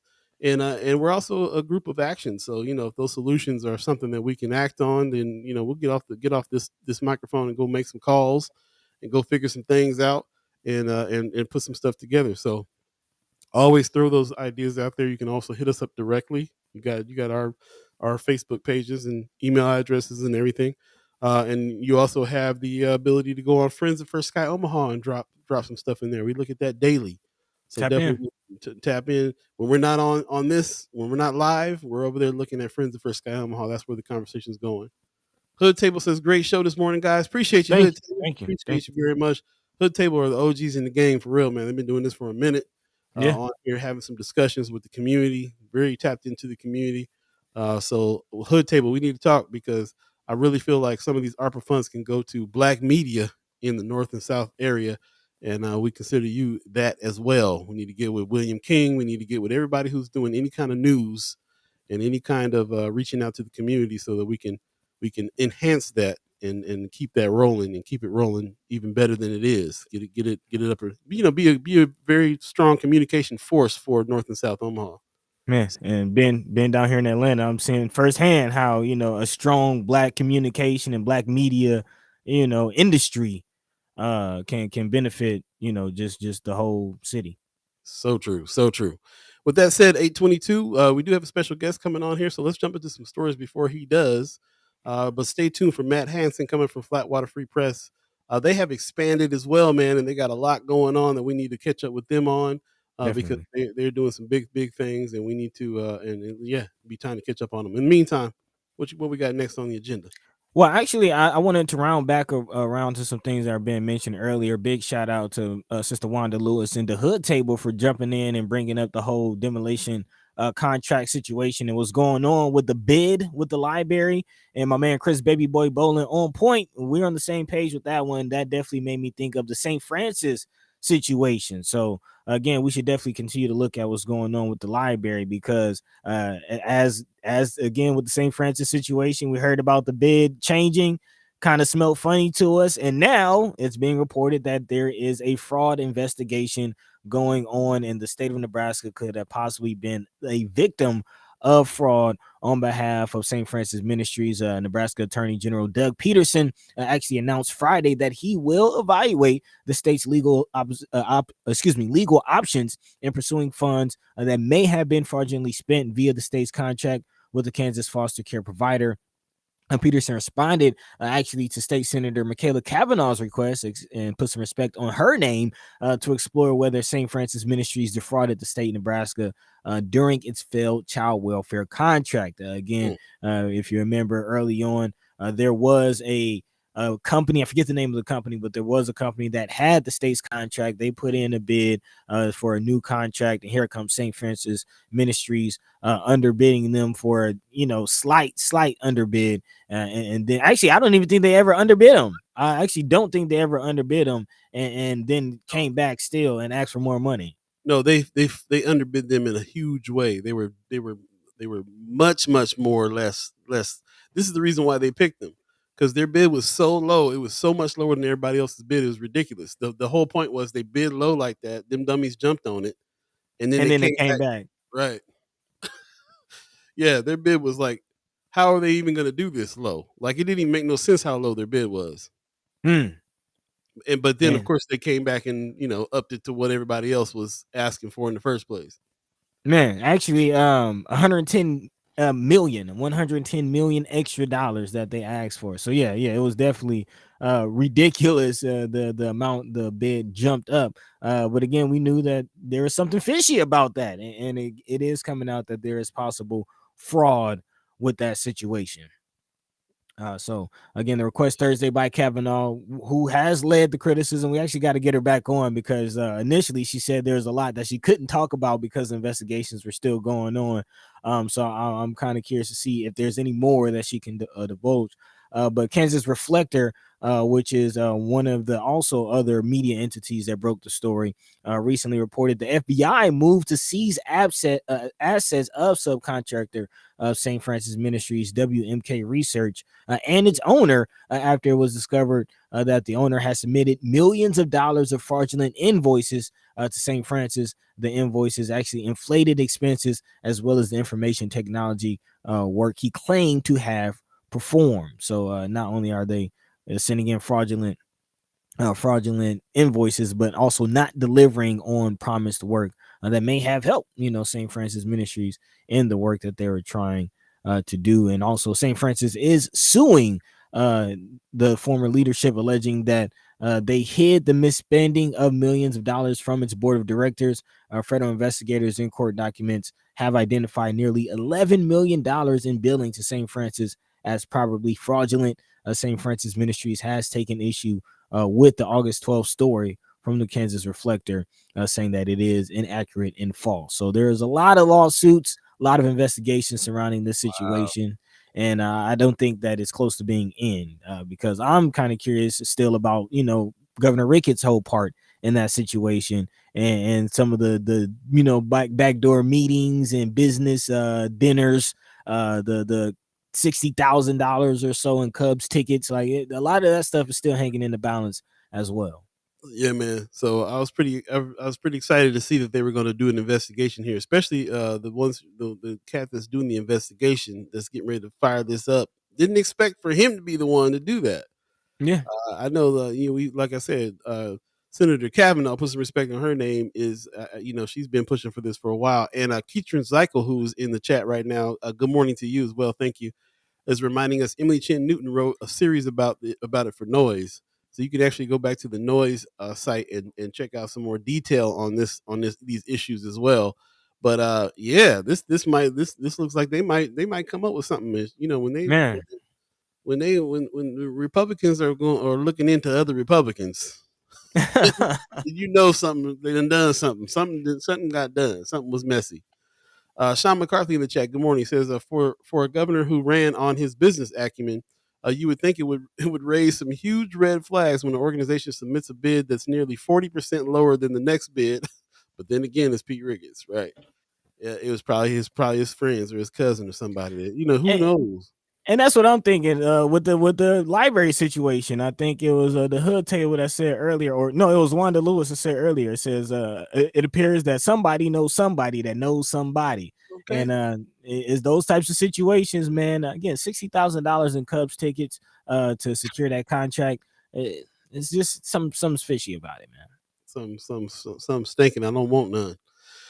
Whew, man. Not my kind of funk. Not my kind of funk. Not kind of funk at all. Yeah. Let us know what your thoughts are on this. As you can see, I think we're all kind of on the same situation. Oh, Brianna Full says super random, not random at all. Actually, happy birthday, Kimra Zuri Snipes. Hey, Yeah, man. Kimra making 47 look good. What's going on, Kimra? Happy birthday to you. That's what's happening. So yeah, man, that's what's up. You know, we gotta keep track of these things. We keep track of these things, your evergreen topics. We keep talking about these. I had to bring it back up. I was like St. Francis in the news again. Now they're gonna get investigated. We'll see about this investigation and what it will bring. I am very interested in seeing what's happening there. It's coming up on 8:30. If you believe in the concept of time, let's take a quick break and we'll come back and jump into some more stories. We got some haps happening a little later on as well. Oh, okay. Well, we were going to take a break, but we see that we got our special guest that has just jumped in the window, so we'll bring him in. Brother Matt Hansen, what's going on with you, man? How you doing? Hey guys, how are you? Good. Hey, how's it going? Good morning to you. Good morning to you. I like your setup there. Are you at the Flatwater offices right now? Or is no, this is the Hansen household, Baker Hey, Hansen nice. household. Very nice. Nice. It's got the brick with the exposed beams. Nice. I love it. I didn't know I was coming on an episode of House Hunters here. Hey man, hey, we have taste, man. We have taste. we're always trying to find some affordable housing here. You got a room to rent? What's going on over there? Hey, thanks for joining us, man. For those of you who don't know, Matt Hansen is the guy over there running the Flatwater Free Press. You guys got a lot of stuff. I saw some expansion that you guys been doing, bringing on folks, doing a lot over there, man. So let us know what's going on. Just how are you and how's the company and what's going on? Yeah, you know, it's going really great. We did just announce we're adding a third reporter, Sarah Gensler, who starts November 1st. She's a veteran of the World Herald, really, I think, arguably Nebraska's best reporter, certainly one of the best reporters in the state. She's really, really good at digging out information from documents from people who might not want you to have that information. So she's exactly what we need and want at the Flatwater Free Press. So yeah, that's happened. We've continued to grow our number of subscribers, our number of donors. It's going great. It's exactly what we envisioned. It's more than what we envisioned when we started about a year ago. Yeah. I was gonna say I'm already seeing that there's a so much more growth than we were even expecting to happen by now. So like, yeah, really love seeing it happen. And we really impressed. Like, it really hit me when you guys sent Miss Natalia. right over to. I was like, you sent her over to Poland, like you guys are. So we got some international representation here in our little alternative news group around here. That's what's up. Yeah, and that's exactly why we're here. I mean, it's to do stories that, other media outlets either don't have the resources or the ability for, staffing reasons to do. We're not trying to duplicate what, covering that a press conference or a city council meeting. If somebody else is doing it, we don't want to be doing it. Right. And so that's a great example of us, doing something that obviously no other media outlet was going to do. And I should have mentioned Sarah Gensler is going to cover the state government, or it's state government watchdog reporter is her title, but she'll be doing stuff again that we kind of identify as projects or in-depth stories that either just aren't getting covered or maybe are getting covered in more of a daily news type of way. And we want to go deeper into a specific issue. So that, I think that really fits with our mission as well. Love it, I just want to add, like, I appreciate just the full, group that we've created, because it allows us, as like you mentioned, just you have areas that you don't cover. We have areas, and by us working together, there's this whole macro, micro, approach to news and storytelling that, a lot of people might miss, if, entities aren't working in a collaborative way. So yeah, just wanted to put that out there, man. It's a beautiful thing. It is. Amen. I mean, and it's the sort of thing where, I was raised, cut my teeth in in Nebraska newspapers. And obviously in the early 2000s, even when I started in the business, it was a competitive endeavor, right? You're trying to beat the World Herald, or if you're at the Journal Star, or the Journal Star, you're at the World Herald, or the TV stations or the radio stations or whatever. I really like what we have going now, because it identifies the larger issue, which is there's not enough of us. There's not enough journalism happening in Nebraska, and it seeks to utilize our combined talents and hold each other up in a way that I think is far better for the Nebraska audience than that old paradigm of competition. So yeah, I love the collaboration. Man, speaking of that, I'm kind of curious, because that just reminds me, on Friday we spoke with I forget her from the Documenters program.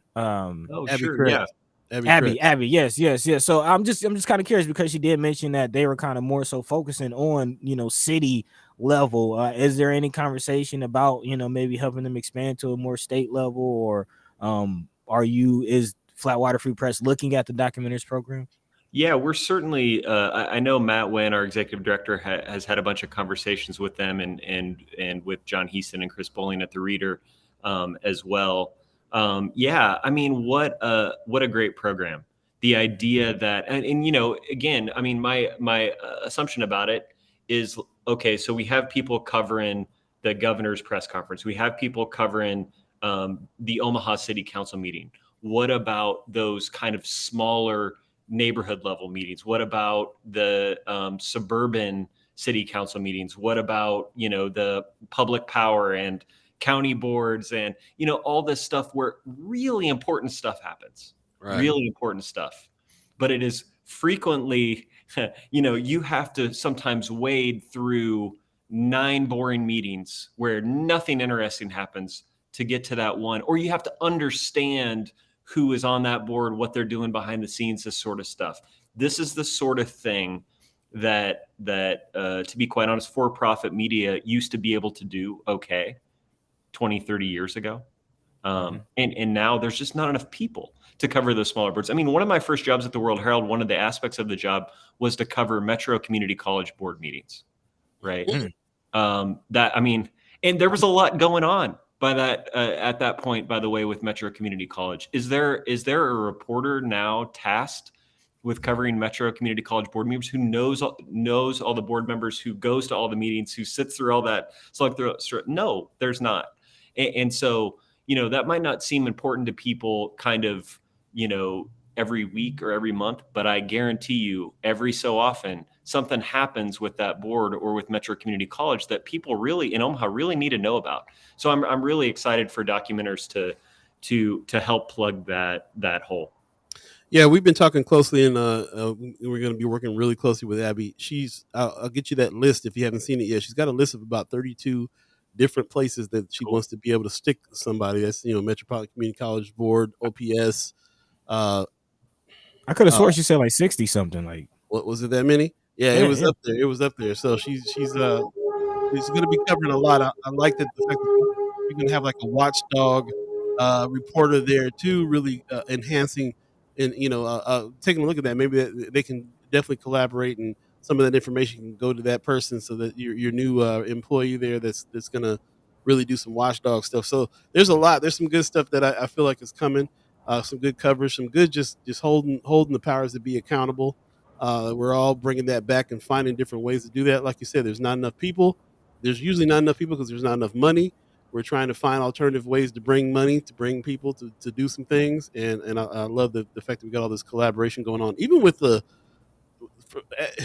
what's different from last year for me is like even working with like Channel 7 and Channel 6 and Omaha World Herald. Of course, you guys have been instrumental in keeping those kinds of relationships intact, and they're definitely looking at us and looking at you guys and looking at the Reader and seeing what we're doing and changing their tune a lot too, realizing that we're all in this news gang together and we better get going on it. So yeah, some of the collaborations that we've done with the World Herald and with Channel 7, certainly with the Reader, they've been really valuable and in ways that I didn't expect. I mean, I'm a newspaper guy, like I already mentioned, and one of the snobbery that goes on traditionally with being a newspaper person is, 20, 30 years ago, we had a lot more bodies to cover stories, right, than say a local TV station did.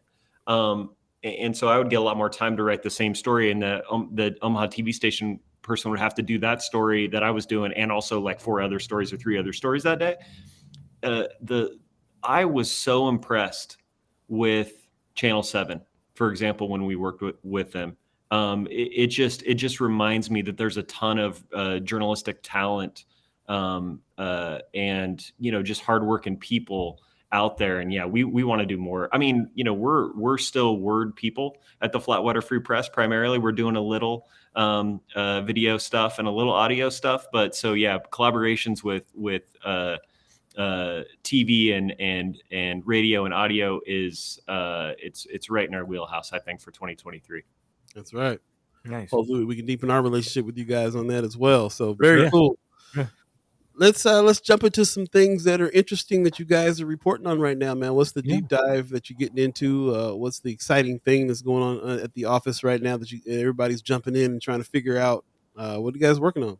We are all over the place. I mean, we, stories that we've recently published. We had a story, I guess a week ago Friday, about the Ernest Jackson case and this pardons board decision as it was coming up. We actually broke the story that the family members of the victim in that shooting were saying Ernest Jackson was innocent and imploring the governor to and the pardons board, which is the governor, the attorney general, and the secretary of state. So a pretty high-powered 3-person board, imploring them to release Ernest. Obviously, they did not make that decision, but we had that story. We had a story. We have a story coming up about it'll publish this week about abortion in Nebraska. Actually, a bunch of small towns in Nebraska are banning abortion in their municipalities. Their their city councils, their village councils, or they're putting it on the ballot and attempting to do that. Now, is there an abortion clinic in these places? No, there's not. But it's really an interesting story legally and also symbolically. I mean, one of the things that these people are telling our reporter, and we should have Natalia on it. She can talk more about this when the story publishes with you guys. But that they're trying. The people that are doing this see this as sending a message to Lincoln, essentially that they want this to happen, and so they don't necessarily that much care whether or not if it's legal or constitutional. Wow. If it supersedes state law, for example. I mean, generally speaking, state law supersedes kind of local laws like this.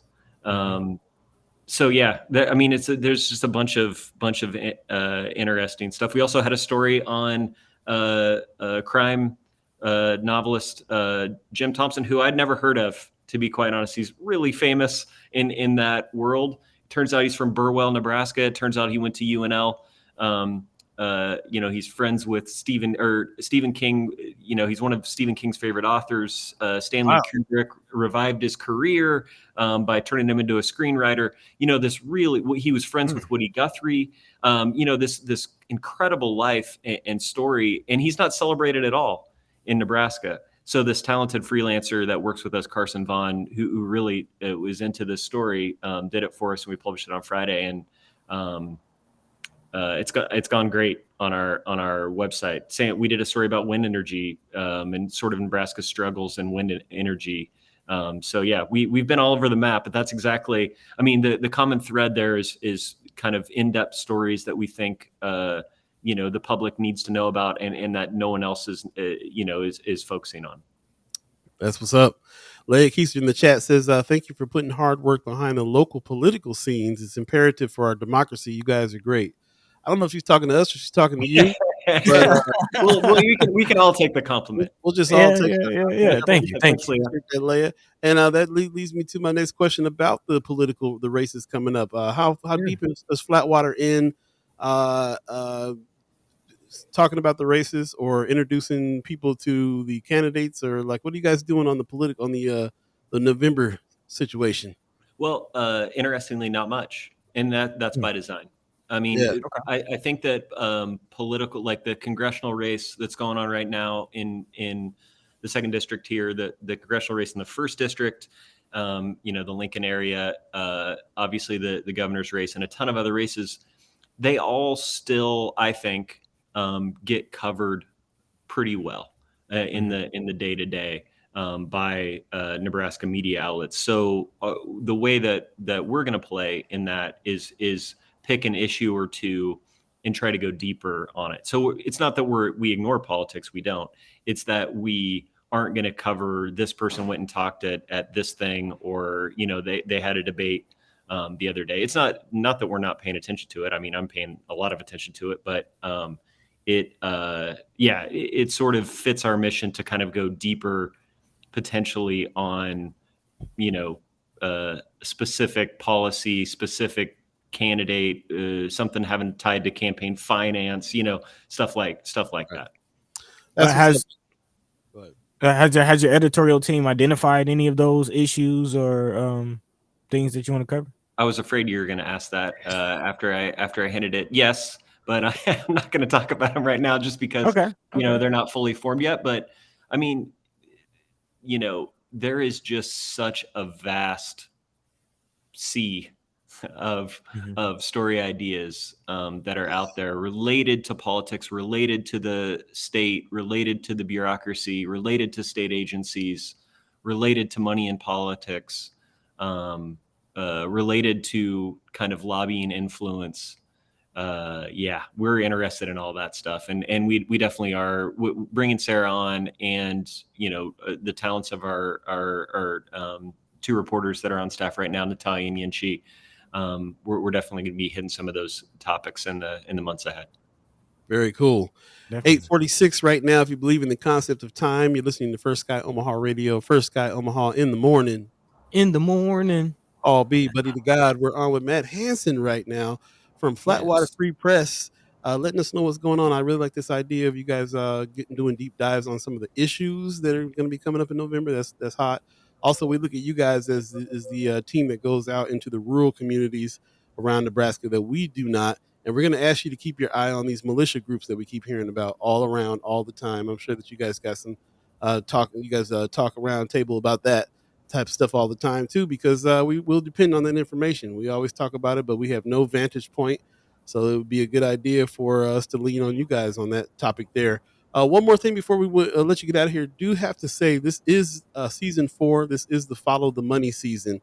Got to ask you on bringing in funds for your guys' operation. We want to know how that's going. Is nonprofit dollars working? What kind of model is best for these kinds of organizations? I don't want to dig too much into your business, but can you tell us a little bit about where's the money coming from?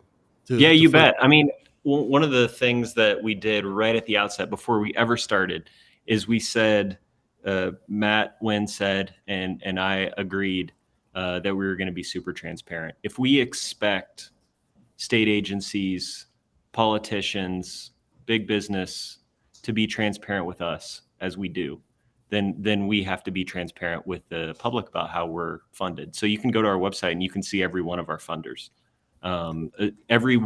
You cannot be an anonymous funder to Flatwater Free Press over the amount of $5,000. So, I mean, it's multifaceted. Basically, we started with a lot of Omaha Foundation money. The matching grant was from the White's Family Foundation.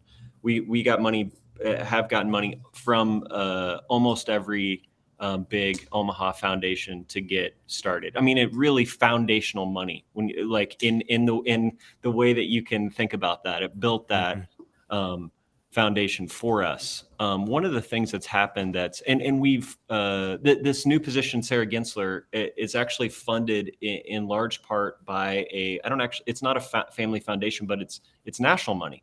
It's the first time that we've gotten a significant infusion of national dollars to fund our thing. And it's still a very small part of our budget. Almost our entire budget comes, our resources come from Nebraska. I think it's something like 95% from Nebraska. One of the really cool things, like in all our budget projections, when we were starting this thing, we did a 3-year budget, and I'm saying like I had a big part of that. I run the journalism. I'm the fortunate beneficiary of our success in fundraising, but one of the really shocking and really cool things that has happened is that all our projections for small dollar donations, $5 a month, $10 a month, $20 a month, were way too low. I mean, we just hit our 1,000th donor to Flatwater Free Press. It was a woman who works at OPS named Molly, and we had her come to the office. Her and her partner Luke came to the office. We had a beer with them at Cross Drain, and we talked to them about journalism.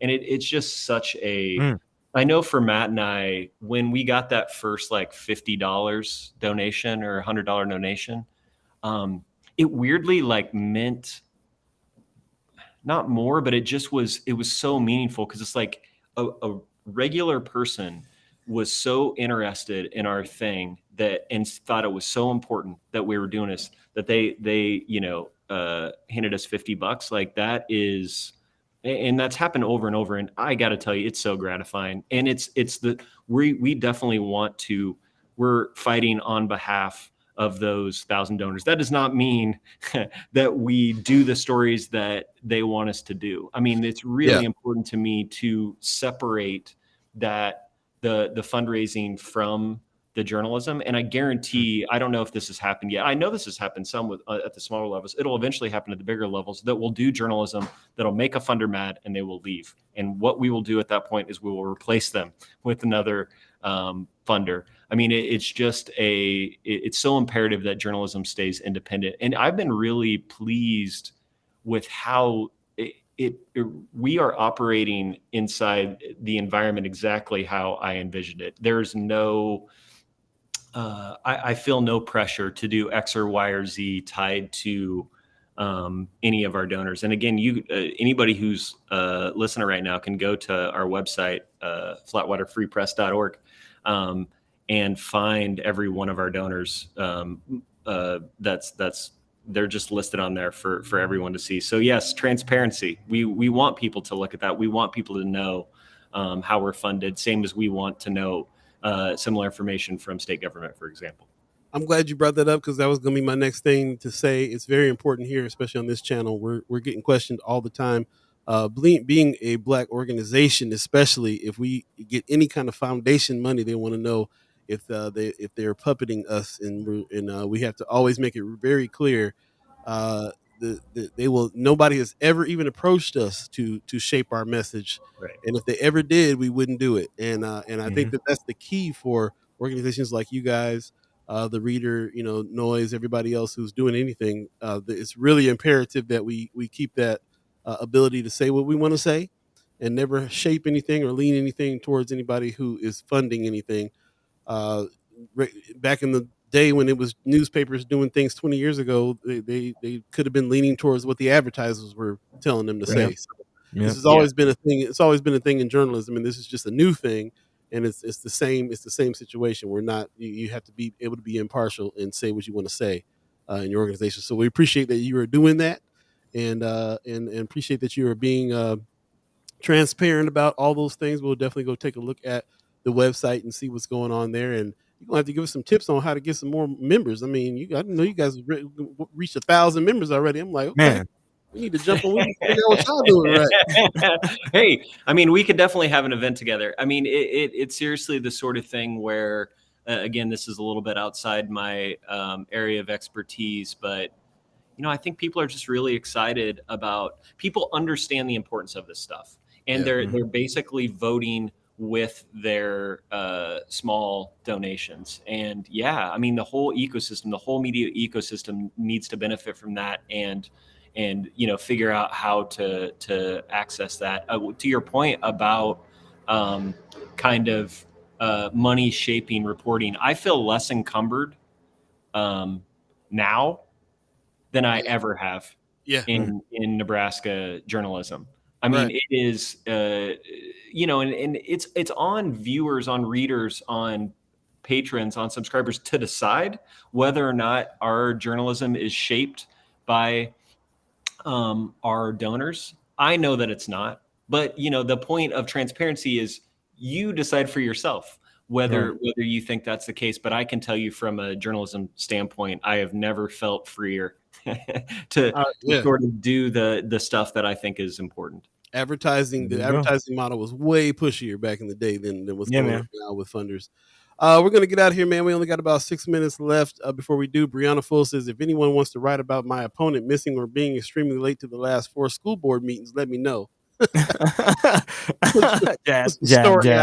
story ideas out there. Some side. Leia Keister says she loves her shirt. Bake more, she will buy. I missed that sale too. I want one of those Flatwater shirts for sure. You can buy them at flatwaterfreepress.org. Oh, they're still okay, cool. There you go. Well, definitely check that out. Also, while I'm at it, the Hood Table. I don't know if you know about that program on YouTube. Check out the Hood Table, Matt. I'm gonna give you that recommendation. Check them out. Hear what they're talking about. We really appreciate you coming, man. We'll have you back again, and some of your other reporters, and I can't wait to meet the new reporter as well. So we got a lot to do, man. And before we get out here, any last words for you? No, I mean, just thanks for having me, and I love this collaboration between For Sky and Flatwater Free Press. I want it to continue, and I think it's gonna. So it's really exciting. Love it, yes, sir. Yes, sir. Appreciate it. You have a good one. We'll talk soon. Cool. Thanks, guys. Peace. All right, Matt Hansen. She said, Brianna, you really on one. She said he refuses to do any forums or debates. What's up with the other side not wanting to do any debates? Man. Yeah. What's up with that? So anyway, we'll take there you go, Matt Hansen, Flatwater Free Press. Definitely go check them out. Definitely get down on Flatwater. Join them. And, same thing, man. Well, I'm gonna stop. Wait a minute. Let me stop putting that down there because they got enough subscribers already. You need to become a member of this show. This is what you need. SkyOmaha.com here. Donate. We are trying to build our base out as well, just like them. But as you can see, it's a push. It's a struggle. Yeah, we're all in the same news gang. That's just what it is. And there's a war on the news. There's a war on the truth. Man, and we're here trying to circumvent that in a big way. We got about 4 minutes left in the joint, so we might as well go ahead to jump on into the haps real quick and see if we can get some out. What's the haps? What's happening? Ladies and gentlemen, time for the haps. Time for us to talk a little bit about what's going down around town. It is Monday, so we don't have too many things to talk about. But if you have anything that you want to tell us about, let us know. We'll jump on as well. In the meantime, between time, Buddy, got any haps for the peoples? Not really. I do want to remind the people that the Omaha Economic Recovery website is currently available. OmahaEconomicRecovery.com.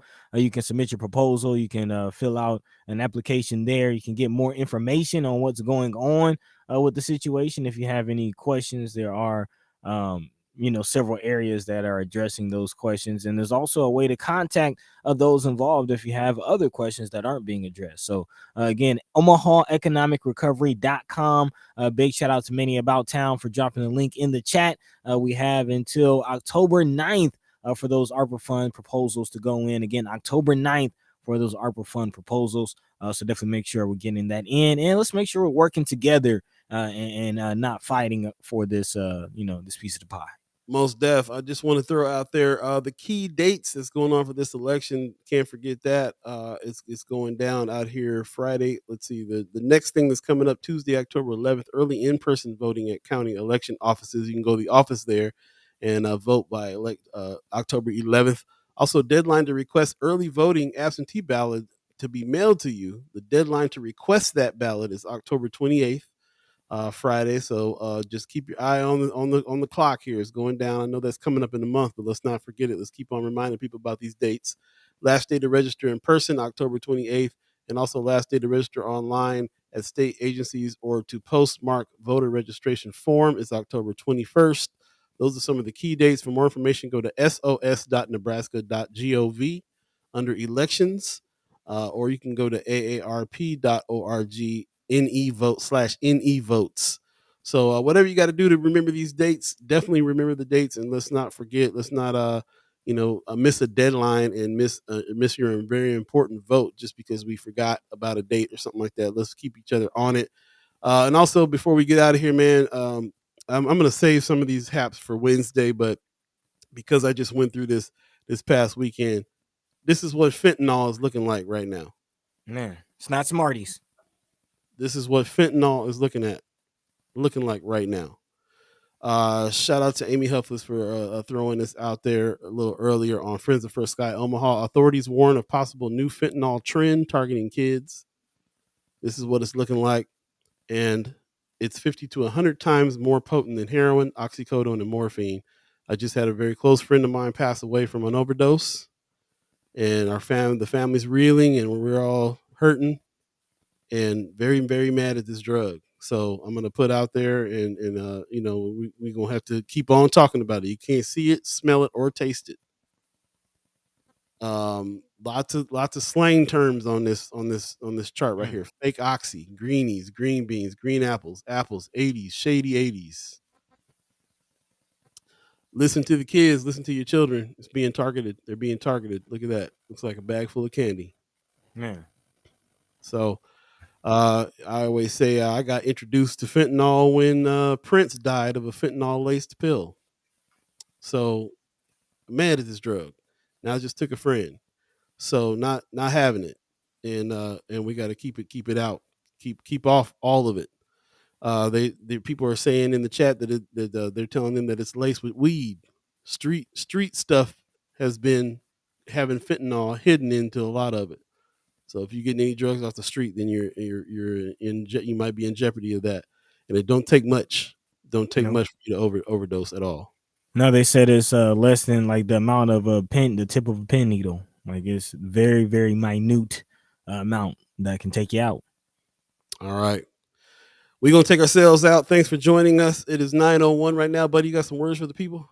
Man, big shout out to Chris Baby Boy Bolin and Matthew Hansen for taking the time out of their mornings to come and chat with us for a bit. We appreciate them as always. Big shout out to all of our partners, The Reader, Flatwater Free Press, Noise, all of you, Omaha Star, everybody out there trying to tell the truth and inform the people, man. That's what it's all about. So yeah, big shout out to all of our partners. And until next time, catch the same time, same place, Monday, Wednesday, Friday, right here on First Sky Omaha. Big love to all the chat chimers. Paul B, take it away. What's up? Shout out to TD Sanders for coming on in. We have to get you on here to do some Omaha Star on News Mondays for sure, talking to us on what's going on there. Also, shout out to the Hood Table that came on, checked us out. Yeah. Appreciate you doing that as well. Ariel's 402 says, "Have a blessed day, YouTubers." Thanks for everybody that's on YouTube. And I got to tell you, somebody go tell Brianna Fool's opponent he better act right because she's gonna drag him all over First Sky Omaha if you don't. Tighten up. Come on, tighten up. Pop says, yet another bullet train. Thank you and much love to First Sky Squad and fam. See you Wednesday. Appreciate you, Pops, for getting up so early with us over there in Vegas. Lady Keisha says, bye-bye. Appreciate you joining us as well. Thank you to everybody that's joined us. Shout out to the Umaha Tribe elders for allowing us to be on this land and speak while we're here. Shout out to our elders for allowing us to speak before them. Shout out to you, all the chat chimers, who this show would not be possible if it wasn't for you and your comments and your spreading of the show. If you missed any parts of the show, you can always go back and check it out on Facebook or YouTube or Twitter. We're also on Twitter, trying to bang hard on Twitter now. So go over there and check us out over there as well. Check us out and sign up and subscribe and do all those things. And shout out to everybody who is a member or a sponsor of the channel as well. We do also have people that are doing $10 a month, $20 a month, $25 a month, $50 a month people. And really appreciate everybody that's doing that. If you are so inclined to help us keep this going, go to firstskyOmaha.com, hit the donate button. Flatwater Free Press came in here and told us they got 1,000 subscribers. So now I got a new goal. So everybody who's checking us out, man, spread the word, spread the word, spread the word. Mama God was ghosted today. She said, great show. Love you first, Sky fam. Appreciate you. Carolyn Jack says, great show. Josh Tag, have a great Monday, fam. Thank you to BDG and Paul B for doing what you do. Hey, man, appreciate you. Can't do it without y'all, man. Wells Lavelle's a hole. What's going on, brother? Peace. Appreciate you, man. Peace. We're going to get on out of here. You guys have a great day. We will see you Wednesday for Women's Wednesday. Precious McKesson and What's Good in the Hood with Kimmer Snipes. It's going down. We'll see you then. Peace. By the way, Vanglorious. This is protected by the Red